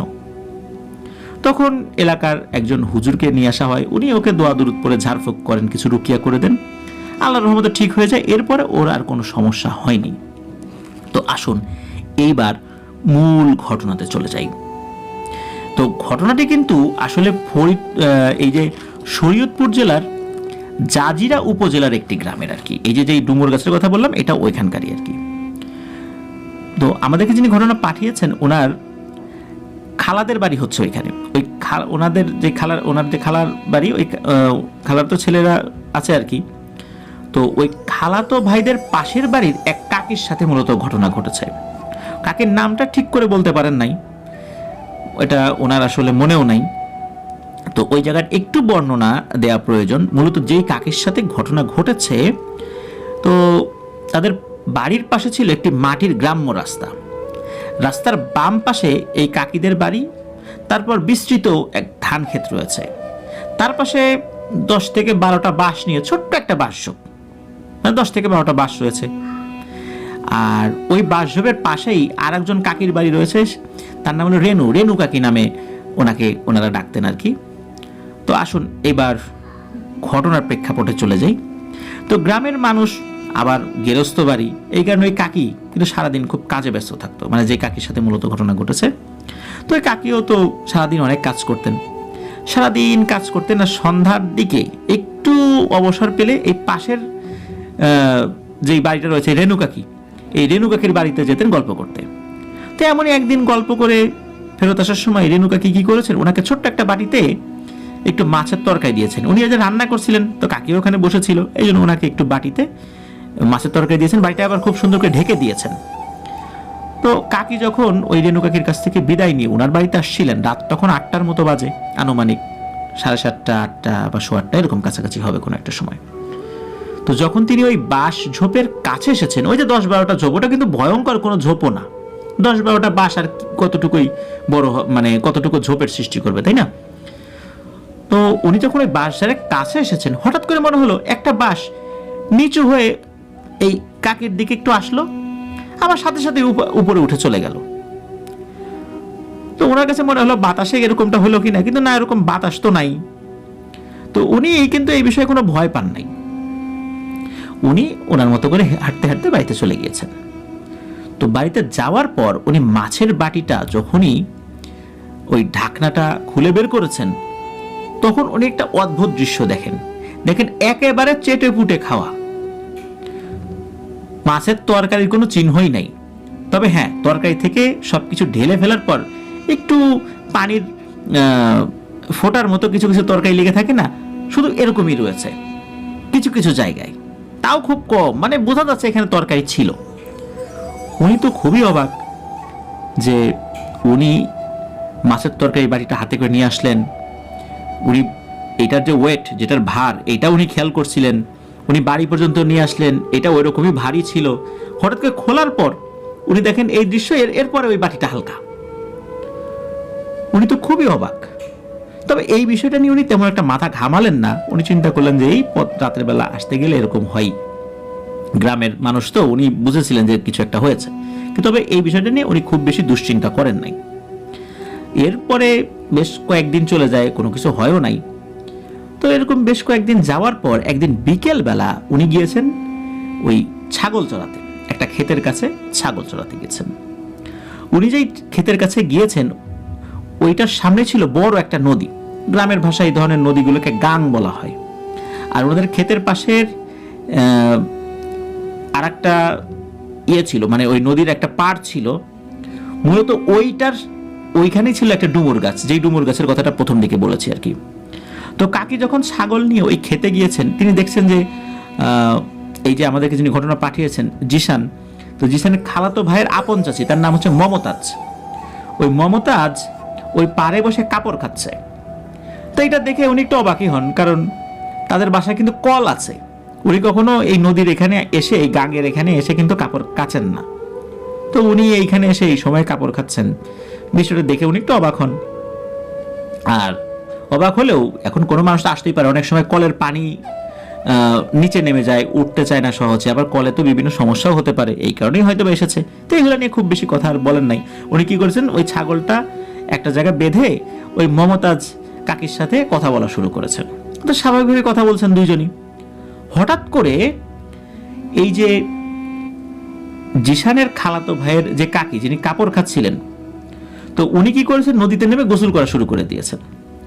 আর যার সাথে ঘটনা ঘটছে, মানে যেই কাকি, তাকে নাকি ওই মমতাজ কাকি জোর করে বলে দেয়, নাম, গোসল করতে নাম। এখন সময়টা ছিল শীতকাল, বিকেল বেলা, ওই শীতের মধ্যে ওখানে কেউ গোসল করতে নামবে? কিন্তু ওই মমতাজ কাকি নাকি তাকে জোর করে গোসল করতে নামিয়েছে। তো গোসল করতে যে নেমেছে, একটু একটু করে দেখে কি ওই মমতাজ কাকি নদীর গভীরের দিকে যাচ্ছে। আর এই যে যেই কাকি ওই মমতাজ কাকির কথা শুনে নিচে নেমেছে, উনিও আস্তে আস্তে ওই নদীর গভীর অংশের দিকে যাচ্ছেন, আস্তে আস্তে হাঁটতে হাঁটতে হাঁটতে হাঁটতে। হঠাৎ করে এই যে রেণু কাকি, যেই রেণু কাকির কাছ থেকে মাছ নিয়ে আসছিলেন, ওই রেণু কাকি পেছন থেকে বলছে যে এই কি করিস কি করিস, এই সময় কোথায় যাস, নদীর ভিতরে যাচ্ছিস কেন, এখন আবার কিসের গোসল করিস তুই? যখনই এই কথা বলেছেন তখনই ওই কাকি পেছন দিকে ঘুরে তাকান, দেখে যে রেণু কাকি। মূলত এই রেণু কাকি বিকালবেলা ওইদিকে আসছিলেন তার স্বামীকে নিয়ে, তাদের একটা টমেটো ক্ষেত ছিল, ওই টমেটো ক্ষেতে কিছু ওষুধ ছিটিয়ে দিতে। আর ওই রেণু কাকির সাথে তার হাজবেন্ডও ছিলেন। তো হাজবেন্ডটা ছিল একটু পেছন দিকে। তো রেণু কাকি একটু এগিয়ে আসার সময় দেখে যে ওই কাকি ওই নদীর মধ্যে নেমে যাচ্ছে। তখনই মূলত উনি ডাক দিয়েছেন আর কি। তখন আর কি ওই কাকির সেন্স ফেরত আসে। তখন উনি বলেন যে কি রে রেণু, এই যে আমি তো যে মমতাজের সাথে গোসল করতে নামছি, ওই দেখ মমতাজ, এই বলে তখন ওই দেখ মমতাজ বলে, দেখো ওইদিকে কেউ নাই। আর তখন রেণু কাকি বলে, তুই কার কথা বলিস, ওইদিকে তো মমতাজ নাই, আমি তো কাউকে দেখি নাই ওইদিকে, আমি তো শুধু তোর একা দেখলাম যে তুই নেমে যাচ্ছিস নদীর ভিতরে, বড় নাকি, তাড়াতাড়ি ওঠ। তখন ওই কাকি তো তাড়াতাড়ি ওঠে। উনি বুঝতে পারে বিশাল এক বিপদে উনি পড়ে গিয়েছিলেন। ওই কাকি প্রচন্ড ভয় পান, উনি তাড়াতাড়ি বাড়িতে চলে আসেন। তো ওই রেণু কাকি উনি যখন ওই চাচিকে, মানে ওই কাকিকে তার বাড়িতে দিয়ে আবার ওনার বাড়িতে ফেরত আসছিলেন ওনার হাজবেন্ডের সাথে, তখন উনি শুনতে পান যে হঠাৎ করে ওই কাকির গলা, উনি খুব চিৎকার চেঁচামেচি করছে, ঝগড়া করছে। উনি আবার ফেরত যান, কারণ ওই বাড়িতে দিয়ে আসা পর্যন্ত ওই কাকি তো ঠিকই ছিল। উনি যখন আবার ফেরত আসছেন ওনার হাজবেন্ডের সাথে এই কাকির বাড়িতে, দেখেন যে ওই কাকি বিশ্রী ভাষা সবাইকে গালিগালাজ করছে, তার আশেপাশে কাউকে আসতে দিচ্ছে না, তেড়ে আসছে বিভিন্ন জিনিস নিয়ে আঘাত করার জন্য। এদিকে রেণু কাকিকে দেখেও ওই কাকি তার দিকে তেড়ে আসছে আঘাত করার জন্য। তখন ওই রেণু কাকির সন্দেহ হয়। তখন ওই কাকির যে অন্য সন্তানরা ছিল তাদেরকে বলে যে এই তোমার মায়ের তো কোনো সমস্যা হয়েছে, দ্রুত কোন এক কবিরাজকে ডাকো, এটা স্বাভাবিক কোনো বিষয় না। আজকে মরতে মরতে বেঁচে গেছে, আল্লাহ না করুক, আল্লাহ যদি আমাকে কোনো কারণে ওইদিকে না পাঠাইতেন, আজকে তোমার মায়ের ডেড বডিও পাওয়া যেত না, দ্রুত কবিরাজ ডাকো। তো কাছাপিঠেই একজন কবিরাজ ছিল, ওনাদেরই সম্পর্কে দুলাভাই হয় আর কি। ওই কবিরাজের কাছে খবর চলে যায়, তো কবিরাজও দ্রুত চলে আসে আর কি। আস্তে আস্তে রাত 8টার মতো বেঁধেছিল আর কি। ওই কবিরাজ কাকিকে তো উঠানের মধ্যে বসিয়ে ওনার মতো করে রিচুয়াল শুরু করেছেন। ওইখানে কিন্তু এই জিশানের খালাতো ভাই উপস্থিত ছিল। তো রিচুয়ালের এক পর্যায়ে ওই জিনটি কাকির উপর ভর করে। তখন কবিরাজ তাকে জিজ্ঞেস করে যে তুই কোথা থেকে ভর করছিস? তখন ওই জিনটা বলে, ওই যে প্রথম দিন বাঁশঝোপের ওখান দিয়ে যখন সে মাছের তরকারি নিয়ে আসছিল, সে ওই বাঁশের উপরে বসেছিল। মূলত ওই বসে বাঁশটাকে একটু নিচু করেছে, আর ওই অল্প সময়ের মধ্যে ওই মাছের তরকারি সে খেয়ে নিয়েছে, এরপর আবার উঠে চলে গিয়েছে। ওই সময় থেকেই চাচির উপর ভর করেছে, কিন্তু ভর করেছে তাকে হত্যা করার জন্য, বলি দেওয়ার জন্য। মূলত এই যে বিকেলবেলা, মানে ওই দিন বিকালে যে ঘটনাটা করছে, জিন বলছে যে আজ বিকালবেলা ওই মমতাজের রূপ ধরে ওকে আমি নদীর মধ্যে নিয়ে যেতে চাইছিলাম, আর একটু হলেই নিয়ে যেতাম, কিন্তু কোথার থেকে ওই রেনু এসে আমার কাজে বাগড়া দিল।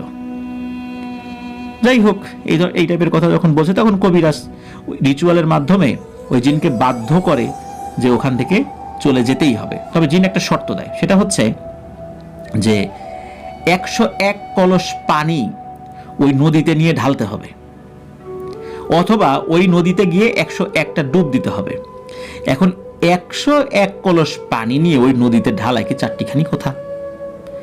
তো এটা তো অনেক কঠিন ব্যাপার। আবার নদীতে যে ডুব দেবে, ডুব দেওয়ার সময় যদি ওকে মেরে ফেলে তখন কি হবে? তো যাই হোক, কবিরাজ সবাইকে আশ্বস্ত করে যে না, কিছু হবে না, ওই জিনের কাছ থেকে ওয়াদা নিয়েছে, ওই জিনটা কোনো ক্ষতি করবে না। তবে পরিবারের সবাই বলে যে এই পানি নেওয়ার থেকে ও 101টা ডুব দেওয়াটাই ওর জন্য সহজ হবে।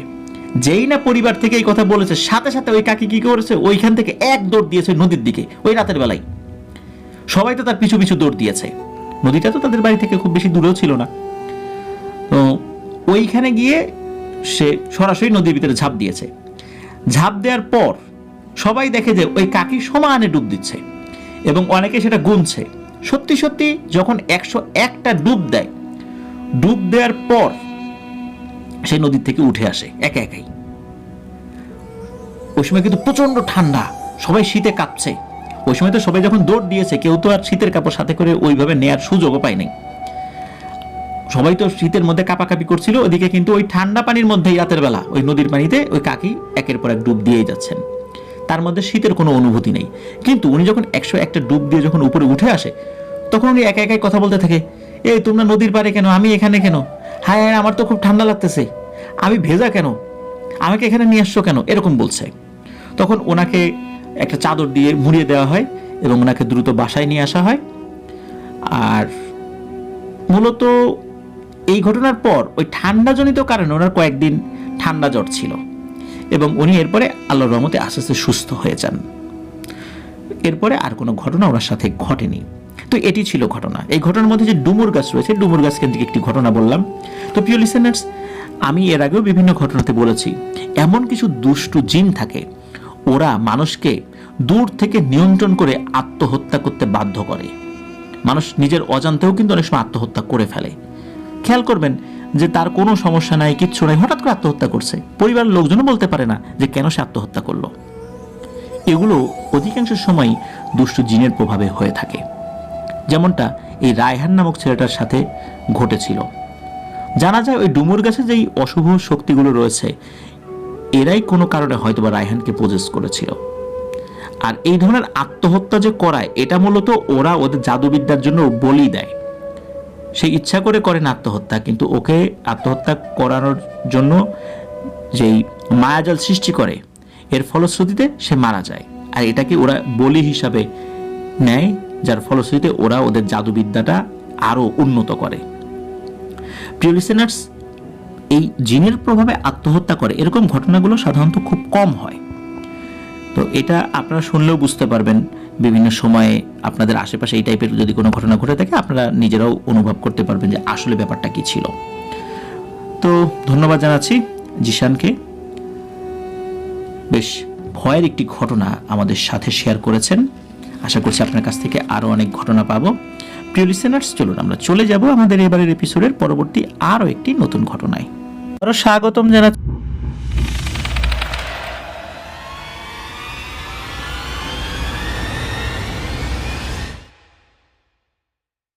আবারও স্বাগতম জানাচ্ছি প্রিয় লিসেনার্স আমাদের 112তম এপিসোডের নতুন আরও একটি ঘটনায়।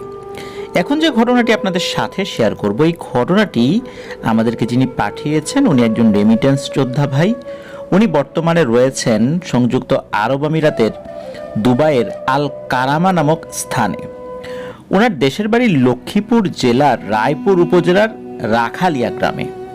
উনি মূলত একটি অডিও ক্লিপ পাঠিয়েছিলেন। অডিও ক্লিপটি আমি শুনলাম এবং শুনে আমি আমার মতো করে আপনাদের সামনে উপস্থাপন করার চেষ্টা করছি। প্রিয় লিসেনার্স, আপনারা অনেকেই অডিও ক্লিপ নিয়ে বিভিন্ন সময় পোস্ট করছেন, সবাই বলছেন যেন আমরা কারো অডিও ক্লিপ না চালাই। তো আমি কিন্তু শুরু থেকেই এই বিষয়ে খুবই স্ট্রিক্ট ছিলাম। শুধু একবার আপনাদের সকলের প্রিয় জুবায়ের ইসলাম ভাইয়ের একটি অডিও ক্লিপ আমি প্রচার করেছিলাম। এছাড়া কিন্তু আপনারা খেয়াল করবেন, সবসময় আমি নিজেই অডিও ক্লিপগুলো শুনে আমি আমার মতো করে আপনাদের সামনে উপস্থাপন করার চেষ্টা করি, আর সেটাই ইনশাল্লাহ সামনেও করার চেষ্টা করব। আপনারা অডিও ক্লিপ আকারেই পাঠান আর লিখে পাঠান, আমি সেগুলো আমার মতো করে আপনাদের সামনে উপস্থাপন করার চেষ্টা করব। এক একটা চ্যানেলের এক এক ধরনের পলিসি রয়েছে। আমাদের পলিসি হচ্ছে যে আমি আমার মতো করে ঘটনাগুলো আপনাদের সামনে শোনানোর চেষ্টা করব ইনশাল্লাহ। এটা হচ্ছে আমাদের চ্যানেলের পলিসি, এবং আমাদের পলিসিতে আমরা কোনো ধরনের বিশেষ প্রয়োজন ছাড়া সবসময় স্ট্রিক্ট থাকার চেষ্টা করব। হতে পারে যে আমি কোনো কারণে অসুস্থ হয়েছি, কোনো কারণে আমি রেকর্ড করতে পারিনি, বিভিন্ন ধরনের সমস্যা তো হতেই পারে, তাই না? এই ধরনের বিশেষ কোনো ব্যাপার ছাড়া ইনশাল্লাহ সব সময় আপনারা আমার মুখেই ঘটনা শুনতে পাবেন। তো চলুন মূল ঘটনাতে চলে যাই। তো ঘটনা যিনি পাঠিয়েছেন ওনার নাম হচ্ছে ফাহিম ভাই। উনি কোথায় থাকেন এটা তো আমরা বলেই দিলাম। মূলত উনি যখন ক্লাস 5-এ পড়েন তখন ঘটনাটি ঘটেছিল। ঘটনাটির সময়কাল 2010 সাল। তো উনি ক্লাস 5-এ পড়া অবস্থায় ওনার লিভারে মারাত্মক সমস্যা দেখা দিয়েছিল। বিভিন্নভাবে চিকিৎসা করা হয়েছিল, একরকম আশ্বাস ছেড়েই দিয়েছিলেন পরিবারের সদস্যরা। তারপরও আবার ঢাকায় নিয়ে এসে আরও উন্নত চিকিৎসা করানো হয়। আল্লাহর অশেষ রহমতে উনি পরিপূর্ণভাবে সুস্থ হয়ে যান আলহামদুলিল্লাহ। আবার উনি লেখাপড়ায় মন দেন, বাড়িতে ফেরত আসেন। তো যেই সময়টাতে উনি আবার ফেরত আসেন বাড়িতে চিকিৎসা শেষে, ওই সময়ে সুপারি এবং নারকেলের বেশ ভালো একটা সিজন ছিল। এই লক্ষ্মীপুর জেলাটা সুপারি এবং নারকেলের জন্য কিন্তু বেশ বিখ্যাত, এটা কিন্তু আমরা অনেকেই জানি। আর ওনাদের যেই রাখালিয়া গ্রাম, এই রাখালিয়া গ্রামের ছোট ছোট বাচ্চা কাচ্চারা করে কি, ওরা আজানের পরপরই উঠে যায়, ঘুম থেকে উঠে এই বিভিন্ন সুপারি বাগান, নারকেল বাগান এদিকে ঘুরে বেড়ায়। অনেক সময় যে শুকনো নারকেল বা ঝুনা নারকেল যেটাকে আমরা বলি, এগুলো পরে, তারপর সুপারি পরে নিচে, এগুলো তারা কুড়ায়, কুড়ানোর পরে এগুলো আবার বিক্রিও করে। তো এটা কিন্তু খুব যে টাকার প্রয়োজনে করে বিষয়টা এরকম না, বাচ্চারা উৎসবের মতো করে, এটা তাদের একটা আনন্দ, ওই আনন্দের জায়গা থেকে এই কাজটা করে। তো এইটা কিন্তু এই ফাহিম ভাই উনি নিজেও করতেন। উনি তো স্কুলে যাওয়া আবারও শুরু করে দিয়েছিলেন দীর্ঘ অসুস্থতার পর। তো ওনার এক বন্ধু ছিল, তার নাম হচ্ছে রনি। এই রনির বাড়ি কিন্তু তার বাড়ির একদম কাছেই, মানে পাশাপাশি বলতে হবে। এই রনি এবং ফাহিম ভাই ওনারা কিন্তু একসাথে স্কুলে যেতেন। তো ওনারা যেই জায়গাটা দিয়ে স্কুলে যেতেন, ওই জায়গায় একটা স্থানে আর কি, ওই পুরো জায়গার মধ্যে একটা স্থানে একটা বাঁশের সাঁকো ছিল। আর সাঁকোর এপাশ ওপাশ বেশ কিছু বড় বড় আম গাছ ছিল, বট গাছ ছিল। মানে বিষয়টা একটু হঠাৎ করে চিন্তা করলে একটু ভুতুড়ে মনে হয়। আর রাতের বেলা তো অবশ্যই ভুতুড়ে, দিনের বেলাতে ওরকম ভয়টর নাই। তো এই ফাহিম ভাই একটা বিষয় খেয়াল করতেন যে এই রনি যখন ওই সাঁকোর কাছে আসে, সে অদ্ভুতভাবে ওই যে আম গাছ বট গাছ ওই দিকটাতে তাকিয়ে থাকে, একবার আম গাছের দিকে তাকায়, একবার বট গাছের দিকে তাকায়।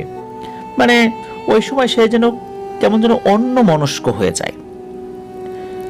বেশ কিছুক্ষণ এরকম সে তাকাতাকি করে। এরপর এই যে ফাহিম ভাই উনি আবার বলে, এই রনি কি রে, কি হলো? তখন রনি মনে হচ্ছে একটা ঘোরের মধ্যে ছিল, ঘোরটা কেটে গেল। তখন একটু চমকে উঠে সে একটু স্বাভাবিক হয়ে যায়, তখন আবার স্কুলে চলে যায়। তো প্রায় সময়ই কিন্তু এই ঘটনাটা ঘটতো। তবে এই বিষয়টা কেন হতো এটা কিন্তু ফাহিম ভাই বুঝতে পারতেন না, কারণ ক্লাস 5-এ পড়া বাচ্চা, সে আর কতটুকুই বুঝবে, তাই না? তো এই ফাহিম ভাইয়ের আর একজন বন্ধু রয়েছে, তার নাম হচ্ছে ফাহাদ। তো এই ফাহাদের সাথে ফাহিম ভাইয়ের সম্পর্ক ভালো ছিল। তো ফাহাদ এবং ফাহিম ভাই ওনারা একত্রে কথা বলছেন, একটা পরামর্শ করছেন যে আমরা একটা ক্রিকেট ম্যাচ খেলবো বাজি ধরে। এখন বাজি ধরে খেলতে গেলে তো টাকা লাগবে, টাকা কোথায় পাওয়া যায়? তখন এই ফাহিম ভাই এই ফাহাদকে বললেন যে ফাহাদ, তুই একটা কাজ করবি, তুই আগামীকাল ফজরের আজানের পারলে আগেই চলে আসবি আমাদের বাসায়, আমাকে ডাক দিবি, আমরা দুজন মিলে সুপারি বাগানে যাব আর নারকেল বাগানে যাব।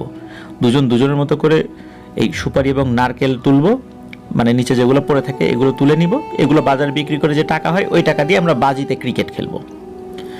তো ফাহাদ তো রাজি। আর ফজরের আজানের আগে এই কারণে যেতে চেয়েছিলেন, কারণ ফজরের আজানের পরপরই কিন্তু অন্যান্য বাচ্চারাও কিন্তু চলে আসে। এই কারণে মূলত ফজরের আজানের আগে ওনারা গেলে আরো বেশি বেশি সুপারি পাবেন, নারকেল পাবেন, এরকম একটা চিন্তা ছিল আর কি। সুপারি বেশি পাওয়া যায়, নারকেল কম পাওয়া যায়। তো যেই রাত্রে আসার কথা ছিল ওই রাত্রে আর ফাহাদ আসে নাই। তো পরের দিন ফাহাদকে যখন জিজ্ঞেস করেন উনি, মানে ফাহিম ভাই জিজ্ঞেস করেন, কিরে ফাহাদ আসলি না কেন? তখন ফাহাদ বলে যে ঘুম থেকে উঠতে পারি নাই। তো পরের দিনও আসে না। পরের দিন জিজ্ঞেস করে বলে যে ঘুম থেকে উঠতে পারি নাই, তো দেরি হয়ে গেছিল, আর তখন এসে কি করবো, ততক্ষণে তো অন্য বাচ্চা কাচ্চারা তো চলে গেছে, এখানে সবাই ওটা তুলে নিয়ে গেছে। তো প্রায় প্রতিদিনই এরকম হয়, এরকম 3-4 দিন হয়, উঠতে পারে না। তো এরপরে এই ফাহিম বলে যে, এই তুই কি শুরু করলি, এইভাবে ঘুমাইলে চলবে, বাজিতে ম্যাচটা খেলবো না? তখন এই ফাহাদ বলে যে, যা, আজকে কথা দিলাম, আজকে অবশ্যই আসবো তোর বাড়িতে, এসে ডাক দিব। তো ওই রাত্রে সত্যি সত্যি ফজরের আজানের আগে ফাহাদ চলে আসে। ফাহাদ এসে এই ফাহিমকে ডাকতে থাকে, ফাহিম ভাইকে ডাকতে থাকে, এই ফাহিম, এই ফাহিম, ওট ওট। এবার অনেকক্ষণ ডাকাডাকি করার পরে মূলত এই ফাহিম ভাইয়ের ঘুম ভাঙে নাই, ঘুম আগে ভেঙেছিল ফাহিম ভাইয়ের আব্বার। তো উনি ঘুম থেকে জেগে গিয়েছেন, চিন্তা করছেন কিরে কে এলো। তো উনি দরজা খুলে দেখেন যে এই ফাহাদ দাঁড়িয়ে আছে। তখন ফাহাদকে বলে, কিরে বাবা তুই এত রাত্রে আসলি? বলে, হ্যাঁ আমাকে তো ফাহিম আসতে বলছিল, আপনি ওকে একটু ডাকেন। তো উনি আবার এই ফাহিমকে ডাকেন। তো ফাহিম ওঠে, বলে যে এই ফাহাদের কি আসার কথা? বলে, হ্যাঁ আসার কথা, তো আসছে, ওর তো আরো 3-4 দিন আগে আসবো আসবো করে আসে নাই। বলে, ও আসছে কেন এত রাতের বেলা? বলে, আমরা তো একসাথে সুপারি তুলতে যাব। বলে, না না, এত রাতের বেলা যাইতে হবে না। তখন বলে যে এত রাত করে একটু পরে তো আজান দিবে, যাই না। তো ওনার বাবা কিন্তু রাজি হচ্ছিল না, তারপরেও চিন্তা করলো যে ফাহাদকে তো চিনি, আসছে, ঠিক আছে যাক। তো ফাহিম ভাই তার বাবাকে অনুরোধ করেছিল যে আর যাবো না এত রাতের বেলা, এরপরে অন্য সময় যাব, আজকের মতো যেতে দাও, আমরা একটা ক্রিকেটের ম্যাচ খেলবো তো বাজিতে, এই জন্যই আর কি একটু তাড়াতাড়ি যাওয়া। তো ফাহিম ভাই উনি তো বেরিয়ে গেছেন ওই ফাহাদের সাথে। তো ওনাদের বাড়ি যেখানে, ওই জায়গা থেকে আরেকটু সামনে এগিয়ে গেলে একটা ডোবার পাশে একটা ওয়াশরুম রয়েছে, গ্রামের যে ওয়াশরুম যেরকম হয় আর কি। ওখান থেকে আরেকটু এগিয়ে গেলে একটা সুপারি বাগান রয়েছে। ওই সুপারি বাগানের পরে আর একটা পুকুর রয়েছে, পুকুরের ওই পাশে আবার আর একটা সুপারি বাগান রয়েছে। এখন এই ফাহিম এবং ফাহাদ দুজন চিন্তা করছে যে আমরা দুজন যদি একসাথে সুপারি কোরানো শুরু করি, ততক্ষণে যদি ওইদিকে অন্য লোক চলে আসে, ততক্ষণে তো কাজ হবে না, ওরা তো ওখান থেকে তুলে নিয়ে চলে যাবে। এর থেকে ভালো হয় যে আমরা একজন এক বাগানে তুলি, আরেকজন অন্য বাগানে তুলুক। তো এই যে ফাহিম ভাই উনি ওনাদের বাসার কাছের যে বাগানটা, ওই বাগানটাকে বেছে নেন, আর ফাহাদকে পাঠিয়ে দেন ওই পুকুরের ওই পাশে যে সুপারি বাগান সেখানে। তো দুজন দুদিকে চলে যায়। তো ফাহিম ভাই যখন সুপারি মানে তুলবেন, তখন দেখছিলেন যে অল্প অল্প সুপারি পড়ে আছে। হঠাৎ করে মনে হলো উপর থেকে একটা দুইটা তিনটা করে সুপারি পড়া শুরু করেছে। এইভাবে কিন্তু কখনো সুপারি পড়ে না, ওনারা সাধারণত যান, যার পরে সারা রাত ধরে যেগুলো পড়েছে সেগুলো তুলে নিয়ে আসেন, হয়তো বা কখনো কখনো একটা দুইটা ওনাদের সামনে পড়ে। কিন্তু এবার সেটা হলো না, এবার ওনার সামনে ক্রমাগত সুপারি পড়েই যাচ্ছে। সাধারণত ওনাদের একটা আইডিয়া আছে যে কতগুলো সুপারি ওনারা পেতে পারেন। 2 প্যান্টের পকেটে ভরা যায় আর শার্টের বুক পকেটে ভরা যায়, মূলত এই কয়টা সুপারি পান, খুব যে বেশি সুপারি পড়ে এমনটা না কিন্তু। তো এতগুলো সুপারি পাড়ছে, মানে উপর থেকে পড়ছে, উনি এগুলো পকেটে নিয়ে একদম 2 পকেট ফুলে গেছে, জামার বুক পকেটও ফুলে গেছে, 2 হাতে নেয়ার পর 2 হাতের মুঠো ভরে গেছে, এবং 2 হাত আবার এক জায়গা করে ওই সুপারিগুলো ধরে রেখেছে, আর সুপারি নেওয়ার মতো কোনো অবস্থা নেই, হাতের উপর থেকে পড়ে যাচ্ছে। হঠাৎ করে কোথা থেকে যেন তার বন্ধু রনি, ওই যে রনি যে সাঁকোর উপর দিয়ে যাওয়ার সময় সে একদিকে তাকিয়ে থাকতো, এই রনি আসে। ও এসে বলে, এই ফাহিম, আমার সুপারি দে। তো ফাহিম অবাক হয়ে বলে, এই রনি, তুই কোত্থেকে আসলি? তোর তো আসার কথা ছিল না, আর তোর সুপারি কিভাবে হলো? এগুলো তো আমি কুড়াইলাম। তো রনি বলে, না না না, এই সুপারিগুলো আমি দেখে গেছিলাম, আমি এক জায়গায় জড়ো করে রেখে গেছিলাম, এগুলো আমার। তখন এই ফাহিম আবার বলে, এক জায়গায় জড়ো কোথায় করলি? আমি তো সবগুলো এলোমেলো থাকা অবস্থায় দেখছি, আমি তো গাছের নিচ থেকে কুড়াইলাম। তখন এই রনি বলে যে না, এইটা নাকি তার, সবগুলো সুপারি তার। তো একটা পর্যায়ে করে কি, এই রনি এগিয়ে এসে এই ফাহিম ভাইকে মারে এক ধাক্কায় প্রায় 10-12 হাত দূরে গিয়ে উনি ছিটকে পড়েন। উনি অবাক হলেন, কি ব্যাপার, রনির শরীরে এত শক্তি আসলো কিভাবে? আমারই সহপাঠী, ওর এত শক্তি, ওর এক ধাক্কায় আমি এত দূর পড়ে গেলাম। এবার ফাহিম ভাই উঠে দাঁড়িয়ে বলে, এটা কি করলি, এভাবে ধাক্কা দিলি কেন? তখন রনি বলে, হ্যাঁ, ইচ্ছা হয়েছে ধাক্কা দিলাম। তাহলে তুই আমাকে ধাক্কা দে। তখন কি করেছে এই ফাহিম ভাই, রাগ করে একটা সুপারি হাতে নিয়ে সজোরে মেরেছে রনির দিকে। তো রনির গায়ে আবার এটা লাগার পর রনি এগিয়ে এসে এই ফাহিম ভাইয়ের মুখে প্রচন্ড জোরে একটা কষে থাপ্পড় দিয়ে দেন। এত জোরে থাপ্পড় দিয়েছিলেন যে মুখ ফুলে গিয়েছিল একপাশে। তো এরপর ফাহিম ভাই যখন ওই রনিকে আক্রমণ করতে যাবে, তখন রনি ফাহিম ভাইকে বলে ওঠে, ফাহিম, দেখি তুই আমার সাথে পারিস কিনা, আয় তো আমার সাথে মারামারি কর, যে জিতবে সুপারিগুলো তার। এদিকে প্রথমে ধাক্কা, তারপরে প্রচন্ড জোরে একটা চর খেয়ে এই ফাহিম ভাইয়ের তো মেজাজ খুব গরম, উনি তো রাগে একদম ফুঁসছে যে রনিকে এখন একটু শায়েস্তা করতে হবে। এইভাবে সে রাতের বেলা এসে তার কুড়ানো সবগুলো সুপারি তার বলে দাবি করছে, এটা তো হতে পারে না। তো এই ফাহিম ভাই কি করছে, রনির দিকে এগিয়ে গিয়েছে। তো রনি আবার কি করে, দৌড় দিয়েছে। ফাহিম ভাই রাগ করে ওই রনিকে ধরার জন্য সেও পিছু পিছু দৌড় দিয়েছে। কিছুক্ষণ দৌড় দেওয়ার পরে ফাহিম ভাই মনে হচ্ছে হাঁপিয়ে গেছে, হাঁপিয়ে একটু বিশ্রাম নিচ্ছে। এমন সময় রনি এগিয়ে এসে বলে, কিরে ফাহিম, পারলি না তো আমার সাথে, আয় তো দেখি কত পারিস। এই বলে তাকে উত্তেজিত করে আবার দৌড় দেয়। এদিকে ফাহিম ভাইয়ের মেজাজ আবার গরম হয়ে যায়, সে আবার এই রনির পেছনে দৌড়াতে ওই যে সাঁকোর ওখানে চলে এসেছে। সাঁকোর ওখানে চলে আসার পর তখন আবারও তাকে বলছে, হিরে ফাহিম, আয় তো এই সাঁকোর নিচে আয়, দেখি কত পারিস সাঁকোর নিচে, তোর সাথে মারামারি করব। এই বলে সে সাঁকোর নিচে চলে গেছে, মানে যেখানে পানি রয়েছে। তো এই ফাহিম ভাই আবার ওই দিকটাতে যাবে, আর একটা অদ্ভুত ব্যাপার ঘটে যায় ওইখানে। সেটা হচ্ছে যে সত্যি ওই গ্রামেরই আবার 4-5টা বাচ্চা, ওরা আর একটা বাগানে সুপারি তুলতে গিয়েছিল, মানে কুড়াতে গিয়েছিল। তো ওখান থেকে ফেরত আসার সময় ওই জায়গায় বসে ওরা সুপারি দিয়ে এক ধরনের খেলা খেলছিল। আমি আগের থেকেই বলেছি যে ওই গ্রামের বাচ্চারা কিন্তু সেই ফজরের আজানের সময় বা আজানের আগে ঘুম থেকে ওঠে, বিশেষ করে সুপারি তোলার জন্য।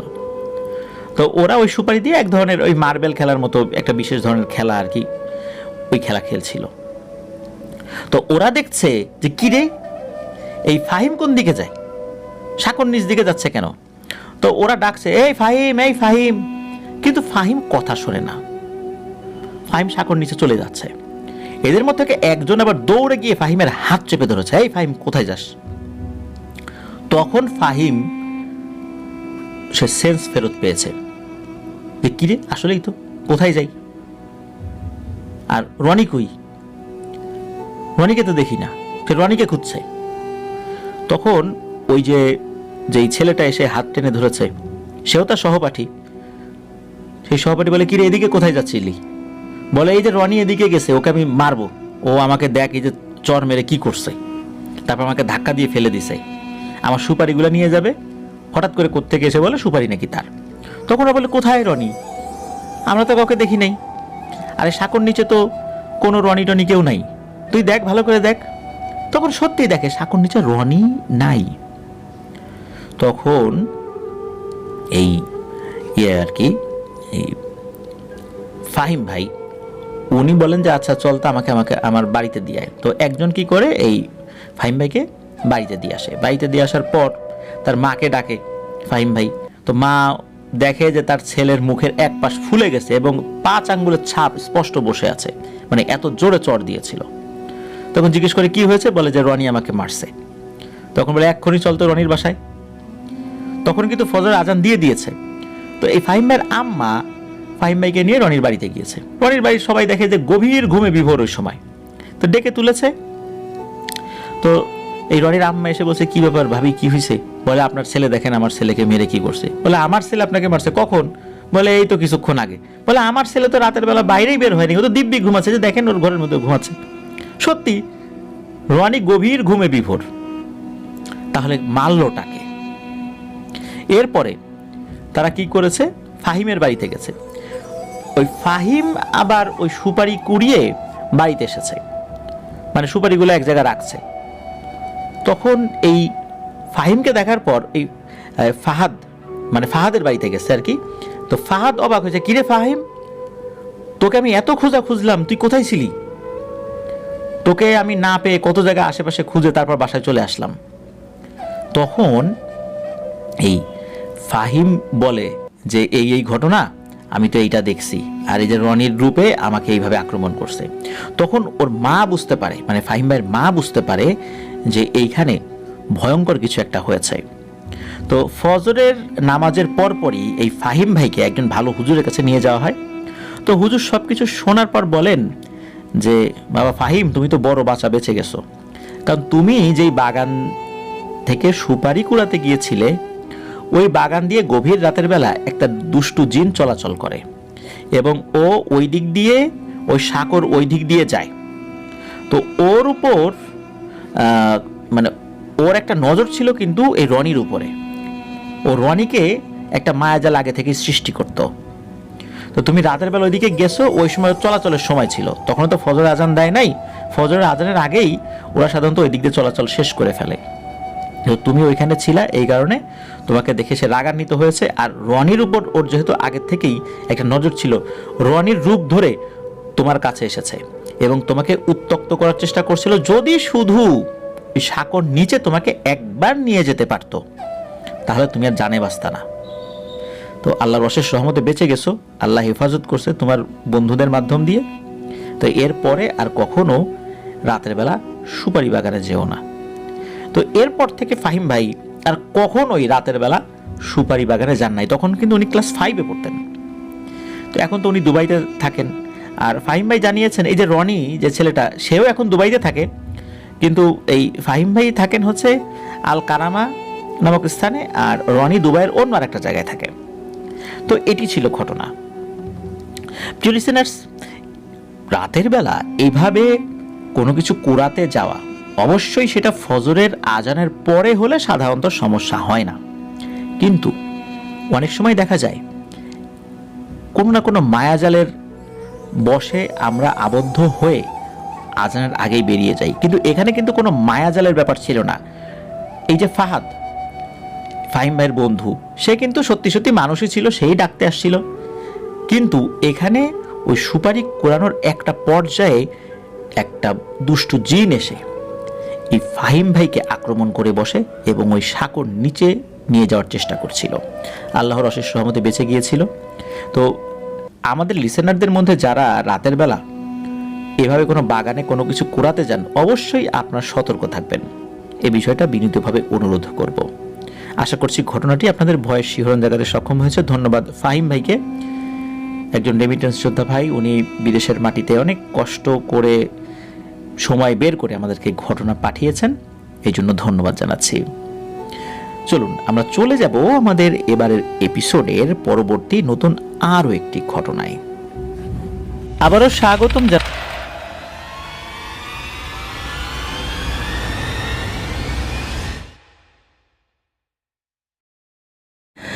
স্বাগতম জানাচ্ছি প্রিয় লিসেনার্স আমাদের 112তম এপিসোডের নতুন আরও একটি ঘটনায়। এখন যে ঘটনাটি আপনাদের সাথে শেয়ার করব, এই ঘটনাটি 360 আউলিয়ার পূর্ণভূমি সিলেট এলাকার। 360 আউলিয়ার পূর্ণভূমি বলার পেছনে একটি কারণ রয়েছে, সেই কারণটি আমরা ঘটনার ভেতরে গেলেই ইনশাল্লাহ বুঝতে পারবো। এই ঘটনাটি আমাদেরকে যিনি পাঠিয়েছেন, ওনার নাম শাহেদ। ওনার বাড়ি সিলেটের জালালাবাদ এলাকার বাদাঘাট গ্রামে। উনি এর আগেও আমাদেরকে ঘটনা পাঠিয়েছিলেন। ওনার ঘটনাটি 89তম এপিসোডে আমরা প্রচার করেছিলাম। সেই ঘটনাতে বেলাল নামক একজন ব্যক্তির মৃত্যুর কথা বর্ণিত হয়েছিল। আর এই ঘটনাটিও কিন্তু এই বাদাঘাট গ্রামেই, আর এই বেলালের মৃতদেহ যেখানে পাওয়া গিয়েছিল ওই জায়গাটাকে কেন্দ্র করে। তো চলুন মূল ঘটনাতে চলে যাই। ঘটনাটির সময়কাল 2014 কি 15 সালের দিকে। তখন এই শাহেদ ভাই ক্লাস 7 কি 8-এ পড়েন। ঘটনাটি ঘটেছিল ওনাদের গ্রামের একটি পরিবারের সাথে। আর একটি মাজারের পেছন দিকে একটি গাছ ছিল, ওই গাছকে কেন্দ্র করে। প্রথমে মাজার সম্পর্কে একটু কথা বলে নেই। বলা হয় ওই মাজারটি হযরত শাহজালাল রহমতুল্লাহ আলাইহের যে 360 জন সফর সঙ্গী ছিল তাদের মধ্যে একজনের। তো যেই পরিবারের সাথে ঘটনাটি ঘটে সেই পরিবারই মূলত ওই মাজারের পৃষ্ঠপোষকতার দায়িত্বে রয়েছেন। সবচেয়ে গুরুত্বপূর্ণ ব্যাপার সেটি হচ্ছে ওই পরিবারের সাথে যে ঘটনাটি ঘটে সেই ঘরের কর্তার নাম হচ্ছে শামসুদ্দিন। তো সম্পর্কে শাহেদ ভাইয়ের মামা হন আর কি, গ্রাম সম্পর্কের আত্মীয়তার দিক থেকে চিন্তা করলে মামা হন আর কি। তো এই শামসুদ্দিন মামার ঘরের দেয়াল আর মাজারের দেয়ালটা কিন্তু একটাই, মানে মাজারের যেই দেয়ালটা রয়েছে এই দেয়ালের ওই পাশেরটা, ওই পাশ থেকেই কিন্তু ওই শামসুদ্দিন মামার বাড়ি। মাজারের চতুর্দিকে যে বাউন্ডারি দেয়ালটা দেয়া থাকে এর 3 দিকে 3 বা 4.5 ফিট করে দেয়াল রয়েছে। একদিকে এই শামসুদ্দিন মামার ঘরের দেয়াল, আর মাজারের যিনি খাদেম তিনি শামসুদ্দিন মামারই আপন বড় ভাই। তো ওনার বাড়িও আছে ওইখানে। তো যাই হোক, এখন আমরা মূল ঘটনাতে চলে যাই। ঘটনাটির সূত্রপাত হয় এই 2014 কি 15 সালের দিকে কোনো এক কালবৈশাখী ঝড়ে মাজারের পেছন দিকের একটি বড় গাছ ভেঙে পড়ে। গাছটি কিসের ছিল সেটা অবশ্য বলতে পারেন নাই, খুব সম্ভবত হিজল গাছ ছিল এরকমই বলেছেন আর কি। তো এই গাছটি ছিল এই শামসুদ্দিন মামার ঘরের সাথে প্রায় লাগোয়া। তাই তিনি সিদ্ধান্ত নেন যে গাছটি তিনি কেটে জ্বালানি হিসেবে ব্যবহার করবেন।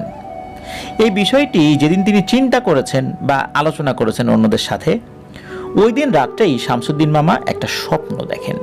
স্বপ্নে দেখেন যে কেউ তাকে ওই গাছটি কাটতে নিষেধ করছে এবং বলছে ওই গাছটির ঝড়ে যেভাবে পড়ে গেছে ওভাবেই পড়ে থাকুক, ওটা যেভাবে আছে ওভাবেই থাক, আস্তে আস্তে শুকিয়ে যাক, ভেঙে যাক, কিন্তু খবরদার কেউ ওই গাছে হাত দিবি না। কিন্তু এই স্বপ্ন দেখার পরেও শামসুদ্দিন মামা বিষয়টা আসলে আমলে নেন নাই। উনি পরদিন সকালবেলায় গাছটি কেটে ফেলেন। গাছটি কাটার অবশ্য একটি বিশেষ কারণও ছিল, সেটি হচ্ছে ওই গাছটি উল্টে পড়ে গিয়ে এই শামসুদ্দিন মামার ঘরের পেছনের দিকে যে দরজাটা ছিল সেই দরজাটা একদম বন্ধ করে ফেলেছিল। তার মানে ওই দিক দিয়ে দরজা খুলে বের হওয়ার কোনো সুযোগই ছিল না ওই গাছটা যদি না কাটা হয়। মূলত এই সমস্ত কারণেই উনি গাছটি কেটে ফেলেন। ওই দিন রাত্রে উনি আরো একটি স্বপ্ন দেখেন। স্বপ্নে কেউ তাকে বলছে যে তোকে নিষেধ করা সত্ত্বেও গাছটি কাটলি, তুই ভয়ানক কোনো কিছুর জন্য তৈরি থাক। জাস্ট এতটুকুই। এরপরে আর উনি কিছু দেখেন নাই। এরপরে কোনো সমস্যাও হয় নাই, এইভাবেই কেটে যাচ্ছিল দিন কোনো ধরনের কোনো সমস্যা ছাড়াই। শামসুদ্দিন মামা এটাকে নিছক স্বপ্ন ভেবেই বিষয়টি একদম বেমালুম ভুলে গিয়েছিলেন। বেশ কিছুদিন পরের ঘটনা। এই শামসুদ্দিন মামার একটি মাত্র ছেলে ছিল। তো ছেলেটির নামটা অবশ্য এই শাহেদ ভাই মনে করতে পারেন নাই, যেহেতু একদম ক্লোজ আত্মীয় তো না, গ্রাম সম্পর্কের মামা হন আর কি। তো যতদূর মনে পড়ে আমাদেরকে জানিয়েছেন ওই ছেলেটির নাম ছিল মুহিব। নামটি অন্যটাও হতে পারে, তবে যতদূর ওনার মনে পড়েছে উনি বলেছেন নামটা মুহিব হওয়ার সম্ভাবনাটাই বেশি। সে স্থানীয় একটি কিন্ডার গার্ডেনে নার্সারির স্টুডেন্ট ছিল। ওই কিন্ডার গার্ডেনটি ছিল এই শাহেদ ভাইয়ের ভাইরই প্রতিষ্ঠিত, এবং শাহেদ ভাইয়েরই আপন বড় ভাই ওই কিন্ডার গার্ডেনের প্রধান শিক্ষকও ছিলেন। তো উনি বলতে এই শাহেদ ভাইয়ের বড় ভাই যিনি প্রধান শিক্ষক ওই কিন্ডার গার্ডেনের, তো উনি নাকি প্রায় দিনই এসে এই মুহিব ছেলেটার বিষয়ে এক একদিন এক একটা গল্প করতেন। বলতেন যে ছেলেটা তো অত্যন্ত মেধাবী, খুবই চঞ্চল প্রকৃতির, অনেক ভালো পড়ালেখা পারে, বিভিন্ন ধরনের গল্প করতেন আর কি। তো যাই হোক, গ্রামে বৈশাখ মাসে যে ধান তোলা হয়, তো সেই সময় মতো চতুর্দিকে ধান তোলা হচ্ছিল। সময়টা ছিল ভর দুপুরবেলা। রোদের প্রখর তাপে সবাই তখন যে যার বাড়িতে গিয়ে বিশ্রাম নিচ্ছিল। ওই সময় এই মহিব স্কুল থেকে ফিরে বাড়িতে ব্যাগটা রেখেই দৌড় দেয় খেলার জন্য। তার মা তো পিছন থেকে ডাক দেয়, এই ভাত খেয়ে যা, ভাত খেয়ে যায়, কিন্তু না, সে ভাত খাবে না। সে বলছে যে সে খেলাধুলা করে গোসল করে তারপরে, মানে বাসায় ফিরে এসে গোসল করে তারপর সে খাবে। ওই সময় তার মা একটা ডিম ভাজি করেছিলেন আর কি। ডিম ভাজিটা করে একটা পাত্রের মধ্যে রেখেছিলেন। তখন এই শাহেদ কি করেছে, দৌড়ে তার মায়ের কাছে এসে ওই ডিম ভাজি থেকে বেশ একটা অংশ ছিঁড়ে মুখে দিয়ে খেতে খেতে দৌড়ে চলে যায় মাঠের দিকে। তো মা চিন্তা করে যে খেলাধুলা করবে, দেখ অন্তত ডিমের অর্ধেকটা তো খেয়ে গেছে, আমি আর একটা ডিম ভাজি করে ওর জন্য আবার রেখে দিব। তো মাঠে যাওয়ার পথে একটা পরিত্যক্ত ডোবার মতো দেখতে একটা খাল রয়েছে। এই খালে কিন্তু এই 89তম এপিসোডে এই শাহেদ ভাই যে ঘটনাটি পাঠিয়েছিলেন, ওইখানে কিন্তু যে বেলাল নামক ওই ব্যক্তিটা মারা গিয়েছিল। তো যাই হোক, এই মুহিবের মা তাকে কিন্তু শুধু ওই ঘর থেকে বের হওয়ার সময় দেখেছিলেন, এরপরে কিন্তু আর দেখেন নাই। এদিকে মাগরিবের সময় হয়ে গিয়েছে, তখনও এই মুহিব বাড়িতে ফেরে না। চিন্তা করতে করতে তার মা মুহিবকে খুঁজতে বের হন। তাকে পাওয়া যাচ্ছে না কোথাও। একে একে মুহিবের বাবা, চাচা সবাই বের হয়েছেন মুহিবকে খুঁজতে, কিন্তু না, কোথাও মুহিবকে খুঁজে পাওয়া যাচ্ছিল না। মুহিব যাদের সাথে খেলার কথা বলে বেরিয়েছিল, তাদের বাসায় গিয়েও জানা যায় যে মুহিব নাকি মাঠে খেলতেই যায় নাই, তাকে দেখাই নাকি যায় নাই মাঠে, কেউ তাকে দেখেনি, তার বন্ধু বান্ধবরা। তো এমন কথা শোনার পর সবার ভেতরে ভয়ের একটা শিহরণ জেগে ওঠে। তখন এই শামসুদ্দিন মামার মনে পড়ে যায় বেশ কিছুদিন আগে সে যে স্বপ্ন দেখেছিল, স্বপ্নের মধ্যে যে হুমকি দিয়েছিল সেটার কথা। উনি তো সবাইকে বলছিলেন যে এরকম একটা স্বপ্ন দেখেছিলাম, আমি তো গায়ে লাগাই নাই, কোনো বিপদ আপদ হলো না তো। এই কথা শোনার সাথে সাথে সবাই খুব উদ্বিগ্ন হয়ে যায়, সবাই হন্তদন্ত হয়ে চারদিকে ছড়িয়ে পড়ে, মুহিবকে খুঁজতে থাকে। রাত 9টারও বেশি বেজে গিয়েছে, কোথাও খুঁজে পাওয়া যায় না। হঠাৎ একজনের মাথায় আসে ওই খালের কথা, যে আচ্ছা ওইখানে ও যায় নাই তো। যখনই ওই লোকটা বলেছে যে চলো তো খালের দিকে যাই, সবাই ওই খালের দিকে দৌড়ানো শুরু করেছে। তো খালে বেশ কয়েকজন নেমে গেছে। প্রথমজন যিনি নেমেছে, উনি নামার সাথে সাথেই একজনের পায়ে লাগে মুহিবের মৃতদেহ। মূলত উনি হাত দিয়ে, খালটা কিন্তু খুব বেশি গভীর ছিল না, সর্বোচ্চ কোমর পানি ছিল, আর মুহিব কিন্তু সাঁতার জানতো। ওখান থেকে মুহিবের মৃতদেহ উদ্ধার করা হয়। পানিতে ডুবে মুহিবের মৃত্যু হলে তার তো পেটে পানি থাকার কথা, কিন্তু না, তার পেটে কিন্তু কোনো পানি নেই। আর আরো অদ্ভুত এবং মর্মান্তিক ব্যাপার হচ্ছে, ও যে ঘর থেকে বের হওয়ার সময় এই ডিম ভাজি মুখে দিয়ে খেতে খেতে বের হয়েছিল, ওই ডিম ভাজিটা ওর মুখের মধ্যে কিন্তু তখনও ছিল। তো এগুলো বিবেচনা করে দেখা যায় যে মুহিবের মৃত্যুটা আসলে পানিতে ডুবে হয়নি, এই পানিতে পড়ার আগেই ওর মৃত্যু হয়েছিল। কিন্তু কে মারল, কেন মারল, কি ছিল মুহিবের অপরাধ? কেউ শত্রুতা করে মারেনি তো? এই বিষয়টা নিয়ে যখন সবাই আলাপ আলোচনা করছিল, তখন মুহিবেরই আর একজন আপন চাচা, তার নাম হচ্ছে জনাব এলাইস মিয়া, উনি একজন কৃষক। তখন উনি একটা হৃদয় বিদারক তথ্য দেন। তিনি বলেন তিনি যখন ওই সময়টাতে মানে মুহিব যখন ঘর থেকে বের হয়েছিল তখন উনি ধান মারাই দেওয়ার পর যে খড় বের হয় ওই খড়গুলো রোদে শুকাতে দিয়ে উনি নাড়াচাড়া করছিলেন, যেন এলোমেলো করে দিচ্ছিলেন, যেন রোদটা ভালো করে লাগে আর কি, সব অংশ শুকিয়ে যায়। তিনি ওই খাল থেকে বেশ খানিকটা দূরেই ছিলেন ওই সময়ের মতো আর কি। হঠাৎ করে ওনার চোখ যায় ওই খালের দিকে। ওইখান থেকে উনি একটা অদ্ভুত দৃশ্য দেখতে পান। তো উনি দেখতে পান যে সাদা পাঞ্জাবি বা সাদা টাইপের এক ধরনের গেঞ্জি, অনেক সময় মুরব্বীরা ফুল হাতা এক ধরনের গেঞ্জি পরে না, ফুল হাতা বলতে কোনোয়ের উপর পর্যন্ত এক ধরনের সাদা পাতলা গেঞ্জি, এই স্যান্ডো গেঞ্জি ছাড়াও ওই ধরনের একটা গেঞ্জি রয়েছে। তো ওই টাইপের একটা গেঞ্জি পরা বা পাঞ্জাবি পরা এরকম হবে আর কি, তবে সাদা ড্রেস পরা ছিল। এরকম 5 থেকে 6 জন লোক একটি শিশুকে নিয়ে ওই খালের পানির ওখানে কিছু একটা করছে। তো উনি ভেবেছেন হয়তোবা গ্রামের কিছু মুরব্বীরা এক জায়গায় হয়ে কোনো বাচ্চাকে সাঁতার শেখাচ্ছে। সাঁতার শেখানোর পিছনে কারণও ছিল, অনেকেই ওখানে সাঁতার শেখাতো। কারণ হচ্ছে যে ওখানে পানি কিন্তু খুব বেশি না, একজন প্রাপ্তবয়স্ক লোকেরই পানি হয় কোমর পর্যন্ত বা সামান্য একটু বেশি হবে। সুতরাং ওই জায়গাটাই সাঁতার শেখানোর জন্য উপযুক্ত জায়গা। তো উনি এই বিষয়টা নিয়ে খুব একটা বেশি ভাবেন না, আর উনি বেশ খানিকটা দূরেও ছিলেন, তাই তাদের চেহারাটাও বা ওই বাচ্চার চেহারাটাও ভালো করে দেখতে পারেন নাই। তো উনি ওই দিকটাতে তেমন একটা পাত্তা না দিয়ে নিজের কাজ করতে থাকেন। উনি কিছুক্ষণ পর আবার যখন ওই দিকটাতে তাকিয়েছেন তখন আর কাউকে উনি দেখতে পান নাই। তিনি ভাবেন হয়তোবা যারা এখানে ছিল তারা গোসল শেষ করে বাচ্চাকে নিয়ে উঠে চলে গিয়েছে।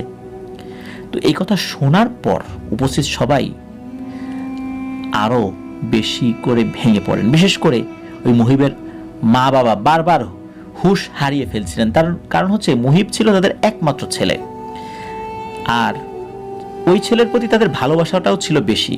কারণ হচ্ছে বিয়ের অনেক বছর পর এই ছেলেটি হয়েছিল, আর কোনো সন্তানাদি মুহিবের পরে আর হয়নি। মুহিবের বাবা বারবার বিলাপ করছিলেন যে তার কারণেই এই সমস্যাটা হয়েছে। এগুলো বলতে বলতে বারবার উনি অজ্ঞান হয়ে যাচ্ছিলেন, আবার তার জ্ঞান ফেরানোর চেষ্টা করা হচ্ছিল। হুঁশ আসতেই আবার একই ধরনের কথা বলে আবার অজ্ঞান হয়ে যাচ্ছিলেন। এই ধরনের একটা শোকের মাতম চলছিল ওইখানে। তো এরপর যাতে আর কোনো ধরনের কোনো সমস্যা না হয় এই জন্য 2 দিন পর এই শামসুদ্দিন মামা উনি যখন একটু 2 দিনের মধ্যে স্বাভাবিক হয়েছেন, একজন হুজুরের কাছে যান, সব ঘটনা খুলে বলেন। তো হুজুর ওই কাজটি নেবেন কি নেবেন না এই জন্য একদিন সময় চেয়ে নেন এবং পরদিন এই শামসুদ্দিন মামাকে তার কাছে আসতে বলেন। পরদিন মামা যাওয়ার পর হুজুর মামাকে চমকে দিয়ে কিছু কথা বলেন।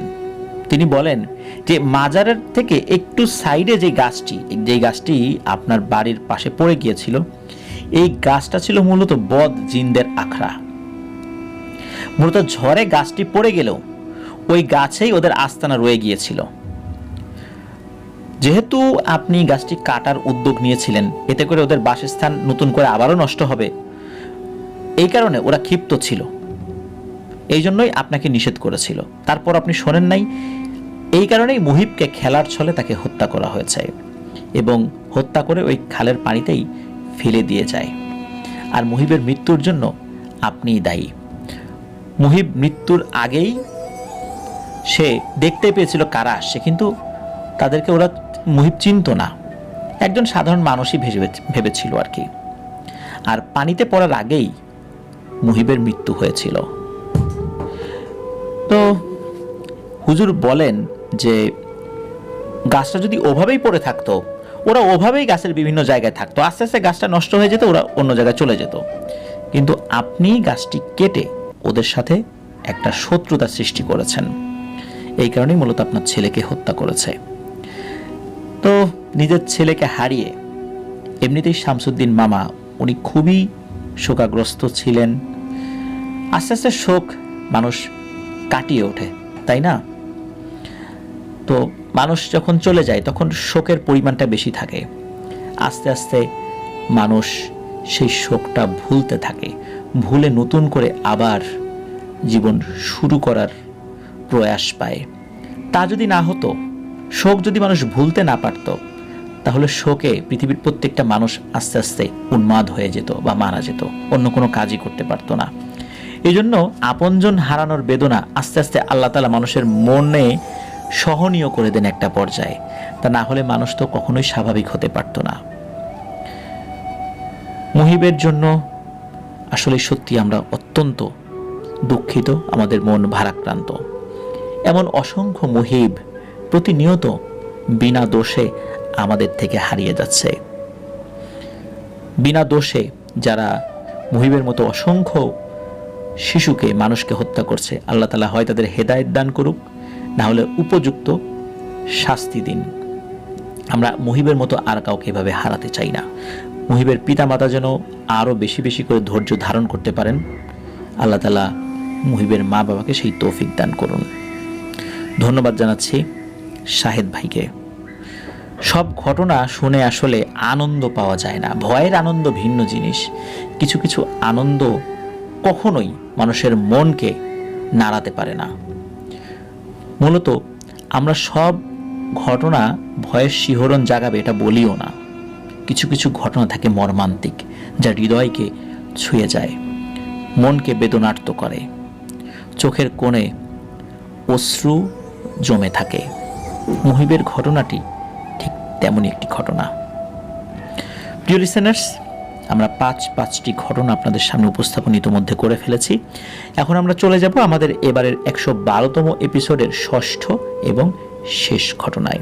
চলুন শুনে আসি সেই ঘটনাটি। আবারও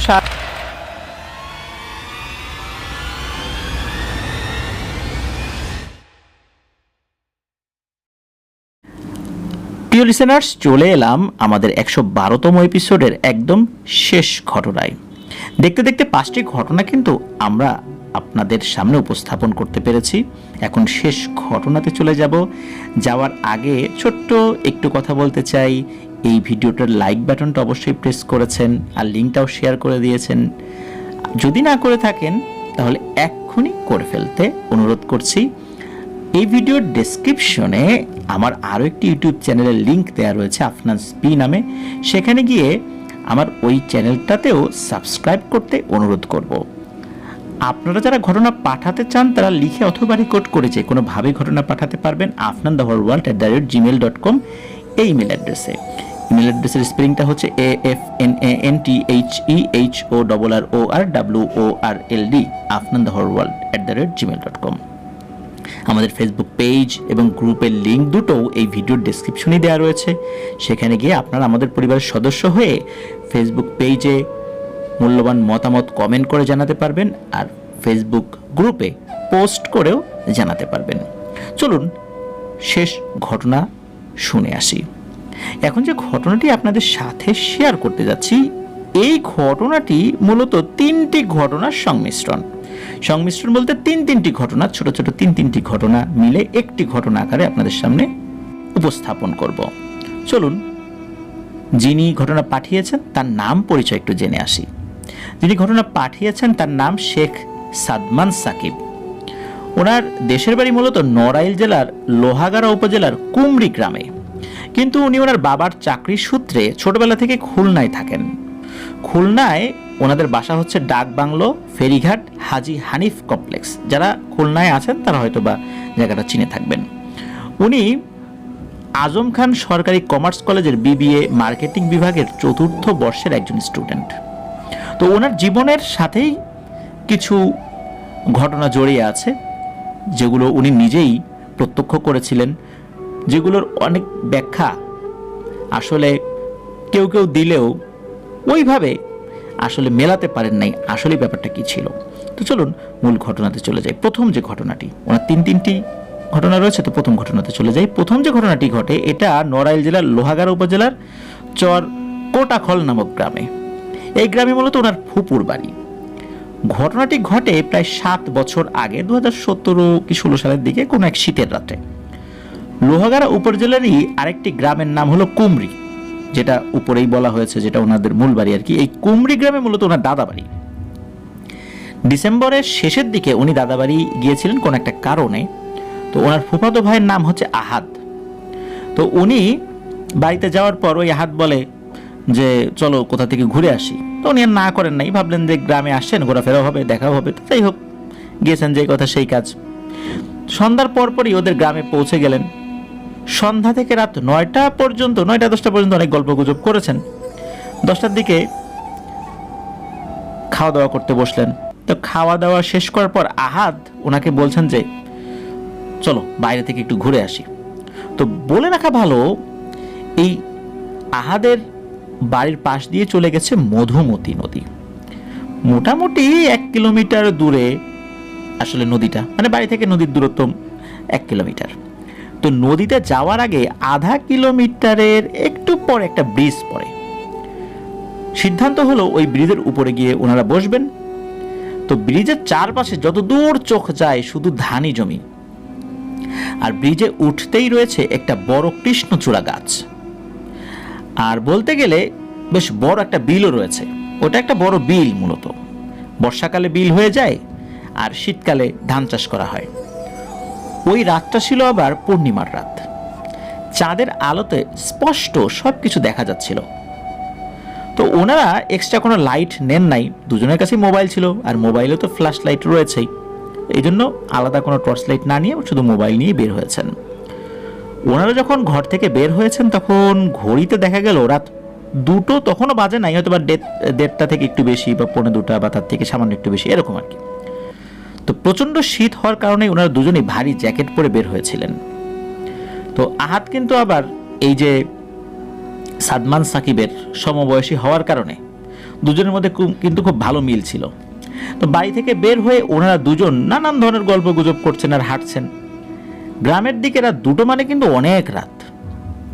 তো ওনারা দুজন ছাড়া পুরো রাস্তার মধ্যে কিন্তু আর কাউকেই দেখা যাচ্ছিল না। আর বিলের মধ্য দিয়ে রাস্তা হওয়ার কারণে রাস্তার 2 সাইডে কোনো ধরনের কোনো আলোরও ব্যবস্থা ছিল না। এমনটা না যে কোনো কারেন্টের খাম্বা থাকবে, সেখানে লাইট থাকবে, বিষয়টা এরকম ছিল না। চাঁদের আলোতে যতটুকু দেখা যাচ্ছে ততটুকুতেই ওনারা পথ চলছিলেন। কথাবার্তা বলার এক পর্যায়ে ওনারা ওই ব্রিজের কাছাকাছি চলে আসেন। ব্রিজের 2টা রেলিং, আর ব্রিজটা কিন্তু ছোট ব্রিজ, মানে চিকন ব্রিজ।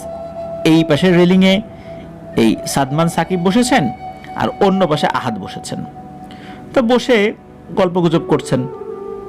আর আশেপাশে তো শুধু ধানি জমি, এই কারণে আশেপাশে কিন্তু কোনো গাছপালা ছিল না। প্রচণ্ড শীত হওয়া সত্ত্বেও ওই দিন কিন্তু তেমন কোনো কুয়াশা ছিল না। চাঁদের আলোতে অনেক দূর পর্যন্ত স্পষ্ট দেখা যাচ্ছিল। তো ব্রিজে বসার 20 থেকে 25 মিনিট পর হঠাৎ করে এই সাদমান সাকিবের চোখ যায় দূরে ধান ক্ষেতের দিকে। তো উনি দেখতে পান সাদা একটা অবয়বের মতো কিছু একটা এই ধান ক্ষেতের আইল ধরে হেঁটে হেঁটে যাচ্ছে। বেশ লম্বা জিনিসটা, দূর থেকে বোঝা যাচ্ছিল এটা একটা পুরুষ অবয়ব। ওইটাকে দেখে এই সাদমান সাকিবের একটু সন্দেহ হয়, কারণ রাত 2:30-3টার দিকে কখনোই এই ধান ক্ষেতের ভিতরে শীতের সময় লোক থাকার কথা না। তখন উনি আহাদকে বিষয়টা বলেন যে আহাদ, দেখো তো ওই জিনিসটা কি, আমি যেটা দেখছি তুমিও কি সেটা দেখছো? তো আহাদ কিন্তু উল্টো দিকে, মানে এই সাদমান সাকিবের দিকে মুখ করে বসেছিলেন আর কি। এই জন্য উনি ওই বিষয়টা লক্ষ্য করেন নাই। উনি এই সাদমান সাকিবের কাছ থেকে বিষয়টা শোনার পর ঘুরে তাকিয়ে দেখে যে আসলেই তো তাই, ওই জিনিসটা কি। যেখানে ওই অবয়বটা দেখা যাচ্ছিল 1 কিলোমিটারও বেশি দূরত্বে ওই অবয়বটা ছিল বলে ওনাদের অনুমান আর কি। ওই অবয়বটা কিন্তু সে তার মতো করে হেঁটে যাচ্ছিল। হঠাৎ করে কি হলো, মনে হলো ওই অবয়বটা টের পেয়ে গেল দূর থেকে কেউ তাকে দেখছে। ওই অবয়বটা ওখানে থেমে গেল। এরপর মনে হলো আস্তে আস্তে ওই ব্রিজের দিকে সে ঘুরে তাকালো। এরপর ওই অবয়বটা প্রচন্ড গতিতে ওই ব্রিজের দিকে আসতে থাকলো। মনে হচ্ছে সে দৌড়াচ্ছে, আবার মনে হচ্ছে সে ভেসে ভেসে আসছে। আর এই অবয়বটার গতি এতই বেশি ছিল যে কোনো সাধারণ মানুষ খুব দ্রুত গতিতেও যদি দৌড়ায় এত তাড়াতাড়ি আসতে পারবে না। দেখতে দেখতে সর্বোচ্চ 40 থেকে 45 সেকেন্ডের মধ্যে এই ব্রিজের খুব কাছাকাছি চলে আসে। আর অনেক কাছাকাছি যখন চলে এসেছে তখন বোঝা গেল এটা আসলে মানুষের মতো দেখতে কিছু একটা, কিন্তু দূর থেকে মনে হয়েছিল সাদা কিছু একটা পড়ে আছে পুরো শরীরে। আসলে বিষয়টা তা না। এই লোকটার খালি গা, পরনে একটা সাদা ধুতি, খুব চকচকে সাদা ধুতি। এইটা দেখার পর এই আহাদ এবং সাদমান সাকিব দুজনেই বুঝতে পারেন যে ওনারা একটা বড় বিপদের মধ্যে পড়ে গেছেন। ওনাদের কিন্তু দুজনেই ধূমপান করার অভ্যাস রয়েছে। স্বভাবতই কিছু সিগারেট নিয়ে ব্রিজের ওইখানে ওনারা এসেছিলেন। ওনাদের হঠাৎ করে মাথায় একটা আইডিয়া আসে। বিশেষ করে সাদমান সাকিব, উনি বলে ওঠেন, জাহাদ তাড়াতাড়ি সিগারেট ধরো। তো দ্রুততার সাথে ওই সিগারেটটা ধরানোর পর সাদমান সাকিব আহাদকে বলেন, আহাদ চলো সোজা বাড়ির দিকে যাই, বিষয়টা ভালো লাগছে না আমার কাছে। তো আহাদও ভয় পেয়েছিল, সে দ্রুত বাড়ির দিকে হাঁটতে থাকে। তো এই অল্প কয়েক সেকেন্ডের মধ্যেই ওই অবয়বটা কিন্তু ওই ব্রিজের কাছে একদম চলে এসেছে। মানে ব্রিজের ওইখানে আসার পর ব্রিজের থেকে নেমে যাওয়ার একটা রাস্তা রয়েছে, যেই রাস্তাটা নদীর দিকে গিয়েছে ওই সাইডে, আর উল্টো সাইডে কিন্তু গ্রামের রাস্তা, যেদিকে ওনাদের বাড়ি আর কি, ওইদিকে যাবেন। তো ওনারা আবার কি করেছে, ওই সাইডটা, যেই সাইডটা নদীর দিকে, ওইদিকে তাকিয়েছেন। তাকিয়ে দেখেন যে ওই অবয়বটা উচ্চতা বেশ বড়, আর ওর চেহারাটা দেখা যাচ্ছে, মনে হচ্ছে মানুষের মুখ যদি ঝলসে যায় আগুনে কেমন দেখা যায় ঠিক তেমন। চোখ দুটো ওইভাবে বোঝা যাচ্ছে না, মানে লাল টকটকে সাধারণত আমরা শুনি ওরকম না, কিন্তু চেহারাটা এরকম ঝলসানো, এতটুকু বোঝা যাচ্ছে। ওনারা তো দ্রুত বাড়ির দিকে হাঁটা দিয়েছেন। এই দৃশ্যটা দেখার পর খুব ভয় পেয়েছিলেন আর কি, মনে মনে সাহস ধরে রেখে সোজা বাড়ির পথে হাঁটা শুরু করেছেন। পরবর্তীতে সিগারেট ফেলে দিয়ে এই দুইজন যে দোয়া দুরুদ জানেন সেগুলো পড়া শুরু করছেন, জোরে জোরে পড়ছিলেন। ওনাদের দুজনের মাথায় এতটুকু একটা বিষয় ছিল যে কোনোভাবেই পেছনের দিকে তাকানো যাবে না। ওনারা কিন্তু বাড়ির দিকে জোরে জোরে হাঁটা শুরু করেছেন। হঠাৎ করে দুজনে একসাথে শুনতে পান একটা শব্দ। সাধারণত খড়ম, যেগুলো কাঠের হয়, খড়ম আছে না, এই কাঠের খড়ম যদি পায়ে দিয়ে কেউ রাস্তার উপর শুকনো মাটির উপরে হাঁটতে থাকে বা শক্ত কোনো কিছুর উপর হাঁটতে থাকেন, তখন খটখট খটখট এরকম আওয়াজ হয় না? তো পেছন দিক থেকে ওই রকম আওয়াজ আসছে। এদিকে সাদমান সাকিব এবং আহাদ দুজনের পায়ে কিন্তু জুতা পরা ছিল। ওনারা বুঝতে পারলেন যে এই শব্দটা ওনাদের জুতা থেকে আসছে না, শব্দটা পেছন থেকে আসছে। এই শব্দটা শোনার পর ওনারা বুঝতে পারেন যে কেউ ওনাদের দুজনের পিছু নিয়েছে, কিন্তু ওনারা পেছন দিকে তাকান নাই। ওনারা ওনাদের হাঁটার গতি আরো বাড়িয়ে দিলেন। যখন হাঁটা শুরু করেন তখন কিন্তু ওই শব্দটাও হচ্ছে, পেছন থেকে খটখট খটখট শব্দ হচ্ছে। এখন এরা তো তাদের জুতার শব্দও হতে পারে, মূলত জুতার শব্দ যেগুলো হচ্ছিল তো ওনারা শুনতে পাচ্ছিলেনই, কিন্তু পেছন থেকে এক ধরনের খটখট আওয়াজ, এটা ওনারা স্পষ্টভাবেই বুঝতে পারছিলেন যে কেউ হেঁটে আসছে ওনাদের পেছন পেছন। তো ওই জিনিসটা ওনাদের পিছু নিয়েছিল। তো একটা পর্যায়ে উপায়ন্তর না দেখে ওনারা দৌড় দেওয়ার সিদ্ধান্ত নেন, কারণ মনে হচ্ছিল যে আগে তো এই খটখট শব্দটা একটু দূরে ছিল, এখন মনে হচ্ছে একদম কাছে চলে এসেছে। আর যখন ওনারা বুঝতে পারেন যে কাছে চলে এসেছে, তখন এই সাদমান সাকিব আহাদকে বলে, আহাদ দৌড় লাগাও। এই বলার সাথে দুইজন দিলেন দৌড়। তো দুইজন তো বাড়ির দিকে দৌড়াচ্ছেন। হঠাৎ করে পেছন থেকে একটা ভারী কণ্ঠ শোনা গেল। ভারী কণ্ঠে বলে উঠছে, এই দাঁড়া, যাচ্ছিস কেন? সাহস থাকলে একটু দাঁড়া, একটু কথাবার্তা বলি। কিন্তু ওনারা কি আর দাঁড়ানোর লোক? বুঝতে পেরেছিলেন যে এই জিনিসটা যদি একবার তাদের দুজনকে ধরতে পারে তাহলে অবস্থা খারাপ করে ছাড়বে। ওনারা অল্প সময়ের মধ্যেই বাড়িতে চলে আসেন, কারণ ওই ব্রিজ থেকে বাড়িটা খুব বেশি দূরে ছিল না। দুজনে এতটাই ভয় পেয়েছিলেন যে বাড়িতে আসার পরপরই ওযু করে 2 রাকাত নফল নামাজ আদায় করে নিয়েছিলেন। তারপর সোজা বিছানায় গিয়ে শুয়ে পড়েছেন। সকালবেলা এই দুইজনের গায়ে প্রচণ্ড জ্বর আসে। তারপর এই সাদমান সাকিব ওনার ফুপুকে বলেন যে রাতের বেলা এই ঘটনা ঘটেছে। ফুপু তো খুব রাগারাগি করলো যে এত রাতে ওই ব্রিজের কাছে কেন গিয়েছিলি? তো ফুপু বলেন যে ওই ব্রিজের আশেপাশে রাতের বেলা, বিশেষ করে কৃষ্ণচূড়া গাছ, তারপর ওই আশেপাশে যে মাঠ রয়েছে ওখানে এই ধরনের কিছু জিনিস চলাফেরা করে। অনেকেই রাতের বেলা এই জিনিসটাকে দেখে ভয় পেয়েছে। তো এই ঘটনা ঘটার পর ওনারা হুজুরের কাছে যান নাই। 2-3 দিন পরে এমনি জ্বর ভালো হয়ে গিয়েছিল। এটাই ছিল এই সাদমান সাকিব ভাইয়ের সাথে ঘটে যাওয়া প্রথম ঘটনা। এবার আসুন চলে যাব দ্বিতীয় ঘটনায়। এই ঘটনাটা ঘটেছিল ওনার নানা বাড়ি যখন গিয়েছিলেন তখন।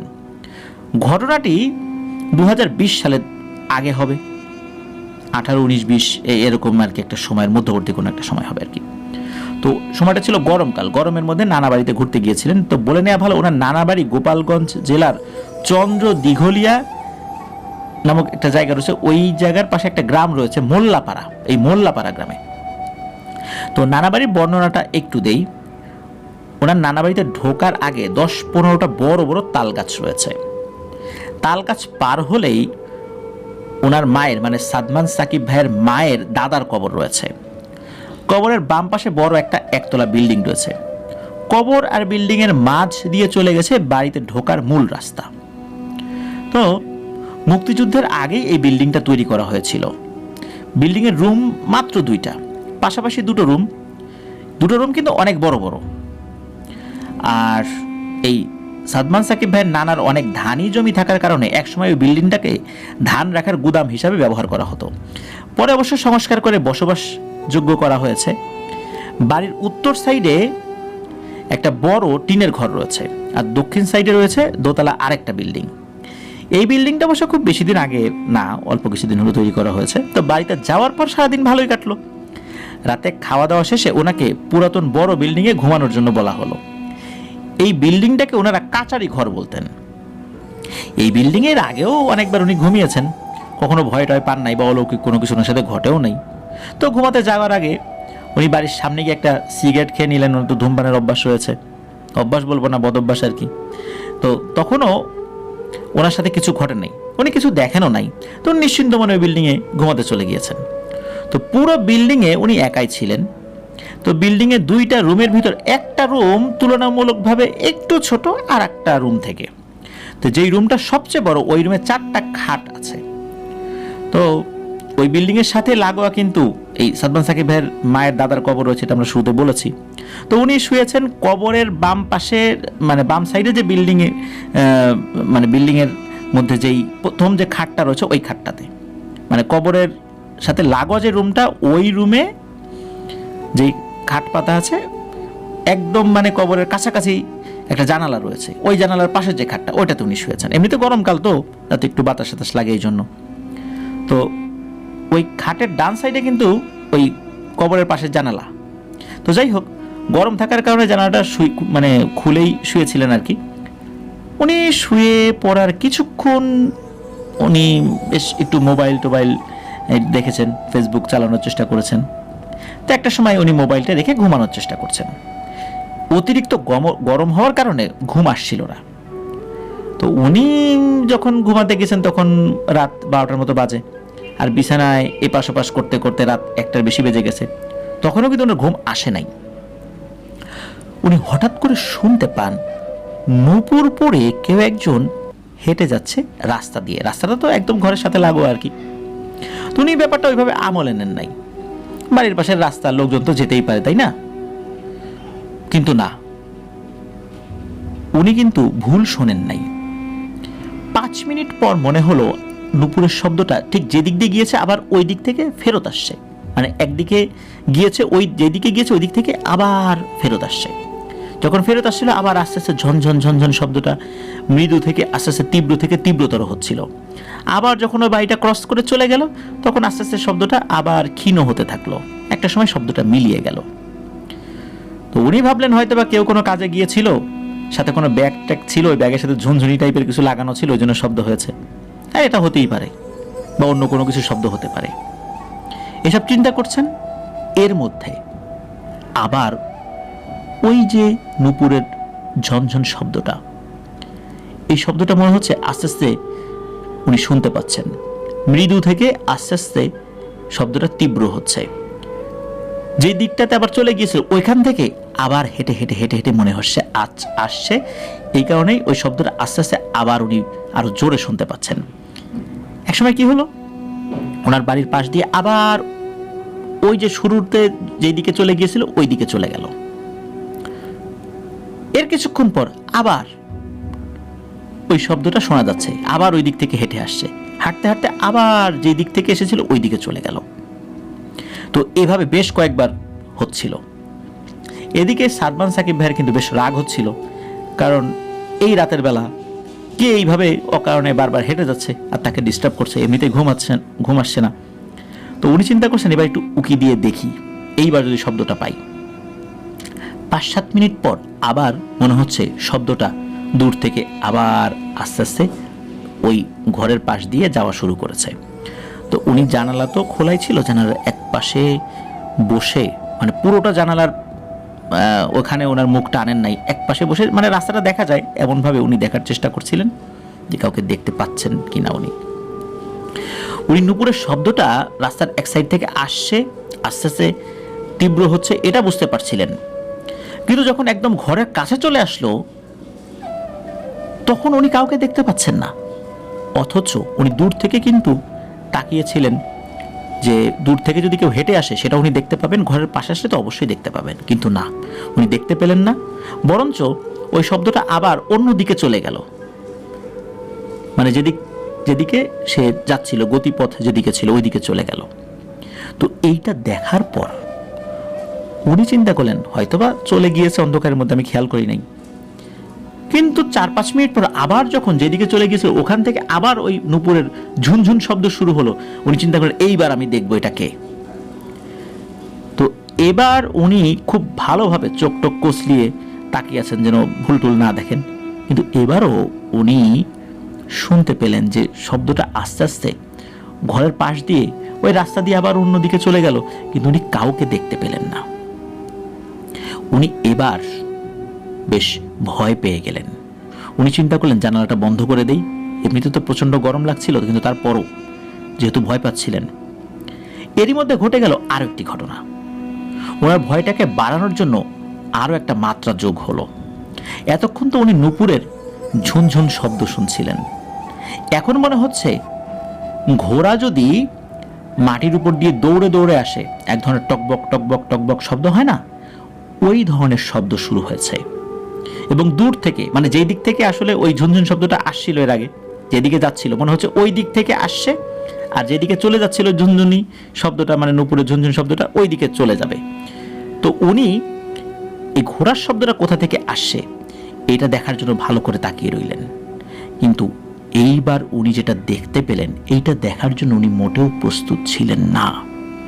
উনি দেখতে পেলেন যে একটা ঘোড়া ঠিকই আসছে, ঘোড়াটা কুচকুচে কালো, এবং এত কালো যে ঘোড়াকে যদি কোনো তেল দিয়ে শরীরটাকে একটু মালিশ করা হয় যেমন চিকচিক চিকচিক করবে, ওইরকম চিকচিক চিকচিক করছে, এতটা কালো। সবচাইতে ভয়ঙ্কর ব্যাপার হলো ওই ঘোড়াটার কোনো মাথা ছিল না। এই দৃশ্য দেখে ভয়ের এক শীতল স্রোত ওনার মাথা থেকে শরীর বেয়ে নেমে গেল, শরীরের প্রত্যেকটা লোম দাঁড়িয়ে গেল ভয়ে। তো উনি এই দৃশ্য দেখার পর আসলে কি করবেন, চিৎকার দিবেন না কি করবেন এটা বুঝতে পারছিলেন না। মনে হচ্ছে ওনার কলিজাটা এখনই ফেটে শরীর থেকে বের হয়ে আসবে। আজ রাতই হয়তো বা ওনার জীবনের শেষ রাত। দোয়া দুরুদ যতটুকু জানা ছিল সেগুলো এক এক করে পড়া শুরু করছেন। ভয়ের কারণে দোয়া দুরুদ সবই উল্টাপাল্টা হয়ে যাচ্ছিল, ঠিকঠাক মতো পড়তে পারছিলেন না।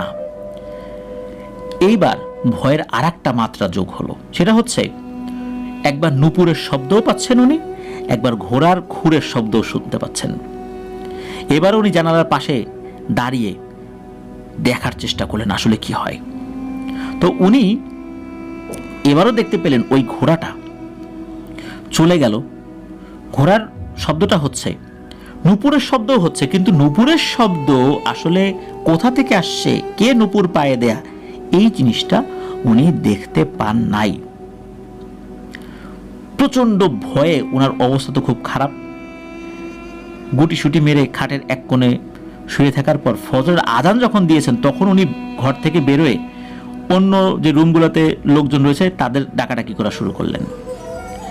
তো সেখান থেকে লোকজন বের হয়ে এলো, তো ওনাদেরকে খুলে বললেন রাত্রে কি ঘটনা ঘটেছে।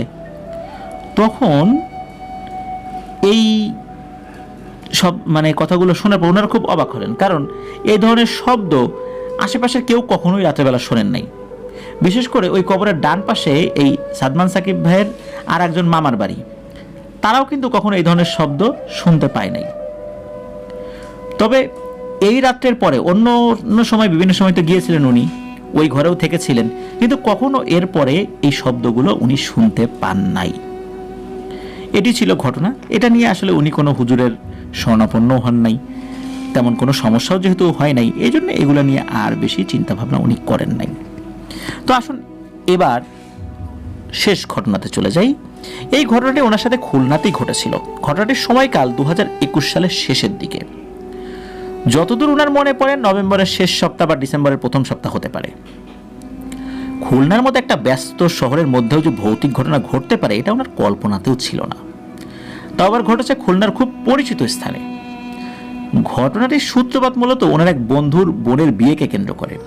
ওনার এক বন্ধুর নাম হচ্ছে প্রীতম দে, তার বড় বোন অর্থাৎ দিদির বিয়ে ছিল ওই দিন।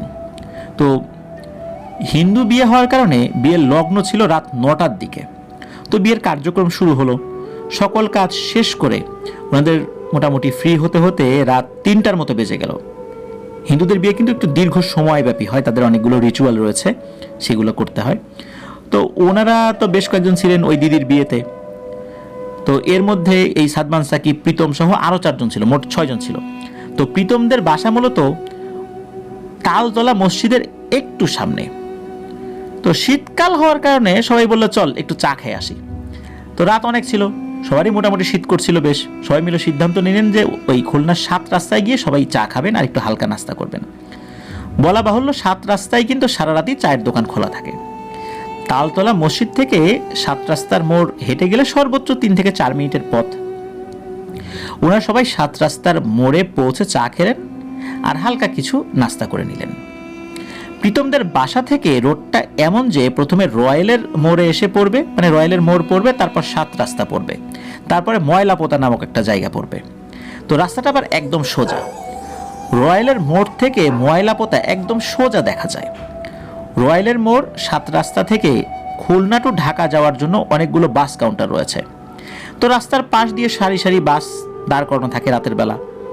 আর ওনারা যখন 7 রাস্তার মোড় গিয়েছিলেন, রাত তখন অনেক বেশি হওয়ার কারণে রাস্তায় ওনারা ছাড়া আর কোনো লোকই ছিল না। শুধু 7 রাস্তার মোড়ে চায়ের দোকানের ওইখানে 3-4 জন এই টহলদারি পুলিশ দাঁড়িয়েছিলেন। তো ওনারা চা খাওয়া শেষ করে 7 রাস্তা দিয়ে যখন রয়্যালের মোড়ের দিকে আসছিলেন, তখন হঠাৎ করে একটা বয়স্ক মহিলা ওনাদের সামনে চলে আসেন। তো ওনারা সবাই একসাথে দেখেন যে উনি একটা বাসের পেছন থেকে হঠাৎ করে ওনাদের সামনে এসে দাঁড়ালো। মহিলাটার বয়স 70 থেকে 75-এর কাছাকাছি হবে। বয়সের ভারে একদম কুঁজো হয়ে গেছে। ময়লা একটা সাদা শাড়ি পরনে, শাড়ির উপর একটা ছেঁড়া সোয়েটার পরা। সোয়েটারের বোতামগুলো সামনে থেকে সবগুলোই খোলা। বাম কাঁধে একটা পুটলি রয়েছে কালো রঙের। চুলগুলো একদম সাদা, তার চুলে অনেক বড় বড় জট হয়ে আছে, এটা বোঝা যাচ্ছে। আর জটের মধ্যে বিভিন্ন ধরনের রঙিন সুতা, দড়ি এগুলো রয়েছে। রঙিন দড়ি মানে কালার করা দড়ি, এগুলো দিয়ে ওই জট বেঁধে রেখেছে। 2 হাতে অনেকগুলো আংটি, বিভিন্ন রঙের আংটি, বিভিন্ন পাথরের আর কি। ডান হাতে বেশ বড় একটা হার, এটা কি কোনো মানুষের নাকি অন্য কোনো প্রাণীর হার, এটা অবশ্য ওনারা বুঝতে পারেন নাই। আর পায়ে কোনো স্যান্ডেল বা জুতা নেই, একদম খালি পা। তাকে দেখে ওইভাবে ভয় পাওয়ার মতো কিছু ছিল না বা অস্বাভাবিক কোনো কিছু ছিল না। তো এই সাদমান সাকিব ভাই উনি ওই বয়স্ক মহিলাটাকে দাদি বলে সম্বোধন করে বললেন যে দাদি আপনার কি কিছু লাগবে? তো প্রশ্নের উত্তর না দিয়ে উল্টো ওনাদের সকলকে ধমকে সুরে বলল, এই বেটারা তোরা এত রাতে এখানে কি করিস? এই সাদমান সাকিব ভাই উত্তর দিলেন যে আমাদের তো এক দিদির বিয়ে ছিল, তো অনেকক্ষণ অনেক কাজ টাজ করলাম, একটু ক্লান্ত হয়ে গেছিলাম, তো একটু চা খেতে আসছি। তো চা খাওয়া শেষ, এখন বাড়ির দিকে যাচ্ছি। এ কথা শোনার পর ওই বৃদ্ধা মহিলা এই ওনাদেরকে আবারও প্রচন্ড কড়া গলায় বলল, একদম সোজা এখান থেকে বাসায় চলে যাবি, পেছন দিকেও তাকাবি না। আর এত রাত্রে বের হওয়ার কি হয়েছে? হ্যাঁ, এত রাত্রে আর কখনো বের হবি না, তারা যা বাড়ি যা। তার গলার স্বরটা এমন ছিল যে চিকন গলা এবং মোটা গলা একসাথে কথা বললে যেমনটা শোনা যায়, অনেকটা ওই রকম। এদিকে কি হয়েছে যে ওনারা যারা চা খেতে আসছিলেন আর কি, সাদমান সাকিব ভাই সহ ওই যে প্রীতম দে আরো কয়েকজন, ওনারা এই মহিলাটাকে পাগল মনে করে তার প্রশ্নের কোনো উত্তর না দিয়ে সোজা হাঁটা শুরু করলেন। এই সাদমান সাকিব ভাই কি মনে করে হাঁটা দেওয়ার 1 সেকেন্ড বা 2 সেকেন্ড পর পেছন দিকে ঘুরে দেখার চেষ্টা করলেন যে ওই বৃদ্ধা মহিলা আছেন কিনা। কিন্তু অবাক করা ব্যাপার হলো, পেছন দিকে ঘুরে উনি কাউকেই দেখতে পান নাই। উনি একটু চমকে গিয়ে সবাইকে বলেন, এই পেছন দিকে তাকায় দেখতো, ওই মহিলাটা নাই। সবাই তখন পেছন দিকে তাকিয়ে দেখে যে আসলেই তো নাই, এত দ্রুত কোথায় চলে গেল। তখন সাথে থাকা অন্যরা বলছে, আরে রাস্তার পাশে তো কত গাড়ি ঘোড়া আছে, এই গাড়ির কোনটার পিছনে চলে গেছে বা সামনে চলে গেছে, এই জন্য হয়তো দেখা যাচ্ছে না। কিন্তু এই সাদমান সাকিব ভাইয়ের মন কোনোভাবেই মানছে না। উনি সকলকে বললেন যে চল তো একটু খুঁজে দেখি উনি গেল কোথায়। এরপর সবাই মিলে তাকে খোঁজা শুরু করলো, কিন্তু ওই বয়স্ক মহিলাকে কোথাও খুঁজে পাওয়া গেল না। ওখানে দাঁড়িয়ে থাকা প্রত্যেকটা বাসের পেছনে তন্ন তন্ন করে খুঁজে দেখা হয়েছে। আর শুরুতেই বলা হয়েছে রাস্তাটা একদম সোজা ছিল, কেউ যদি এই রাস্তা দিয়ে আড়াআড়ি সরে যাওয়ার চেষ্টা করে অবশ্যই চোখে পড়বে। আর বাসের পেছনে যে দাঁড়িয়ে আছে এটা কিন্তু সম্ভব না, কারণ প্রত্যেকটা জায়গায় খুব ভালোভাবে ওনারা চেক করেন। আশেপাশে তেমন কোনো গলিও নাই যে সেই গলির ভিতরে ঢুকে যাবে। আর একজন বয়স্ক মহিলা ওনাদেরকে ধমক দেওয়ার পর 1-2 সেকেন্ড পরে পেছন দিকে তাকানোর পরে অদৃশ্য হয়ে যাবে, এমনটা না যে রাস্তাটা অন্ধকার ছিল, যথেষ্ট আলো ছিল সেখানে, রাস্তা একদম ক্লিয়ার দেখা যাচ্ছে। তাহলে ওই মহিলাটা কোথায় গেল? ওই মহিলাটা কে ছিল? এরপরেও কিন্তু ওই মহিলাটাকে খোঁজার ওনারা চেষ্টা করেছিলেন। ওনারা যদি ওইখান থেকে প্রীতমের বাড়িতে চলে এসেছিলেন, কিন্তু এরপরেও ওই মহিলাটাকে খোঁজার চেষ্টা করেছিলেন, কিন্তু ওনাকে কোথাও খুঁজে পাওয়া যায়নি। এবং উপস্থিত অনেকেই, বিশেষ করে রাত্রেবেলা যারা ওখানে দোকানদারি করেন, তারাও এই টাইপের কোনো মহিলাকে কখনো দেখেছেন এটাও বলতে পারেন না। এমনকি ওই রাত্রেও ওই ধরনের মহিলাকে কেউ দেখেছেন এটাও কেউ বলতে পারে না। রয়্যালের মোড় থেকে ময়লাপোতার মাঝামাঝি জায়গাটুকুর ভিতরে এই ঘটনাটি ঘটেছিল। তো এরপরেও তো অনেকবার বের হয়েছেন, এরপরেও ওই মহিলার সাথে কখনো দেখা হয় না সাদমান সাকিব ভাইয়ের। তবে ওই মহিলাটা কেন সতর্ক করেছিল, কি ব্যাপার ছিল, এই বিষয়টা এক রহস্যময় ব্যাপার হয়ে রয়ে গেছে। কারণ ওই মহিলার কাছ থেকে দূরে সরে যাওয়ার পর কোনো ভয়ঙ্কর ঘটনা কিন্তু ওনারা দেখেনও নাই। এই জায়গাটাতেই একটা রহস্য কাজ করে যে ওই মহিলাটা কে ছিল, কেনই বা ওনাদেরকে নিষেধ করেছিলেন। জিনিসটা একটা রহস্যাবৃত বিষয় হয়েই রয়ে গেল ঘটনার এই অংশটা। তো এটাই ছিল ঘটনা যেটা সাদমান সাকিব ভাই পাঠিয়েছিলেন, 3টি ছোট ছোট ঘটনা, সেটা লিসেনারদের সামনে উপস্থাপন করলাম। প্রিয় লিসেনার্স, আশা করছি আমাদের এই 6টি ঘটনা আপনাদের ভয়ের শিহরণ জাগাতে সক্ষম হয়েছে ইনশাল্লাহ। যারা আমাদেরকে ঘটনা পাঠিয়েছেন সকলকে আন্তরিকভাবে মোবারকবাদ জানাচ্ছি। যারা ধৈর্য ধরে এতক্ষণ আমাদের ঘটনাগুলো শুনলেন তাদেরকেও মোবারকবাদ জানাচ্ছি। আজকের এপিসোড এখানেই শেষ করব। আগামীকাল বড় দাদার ঘটনা আসছে, জুবা ইসলাম ভাইয়ের পাঠানো, এটাই হবে বড় দাদার শেষ ঘটনা।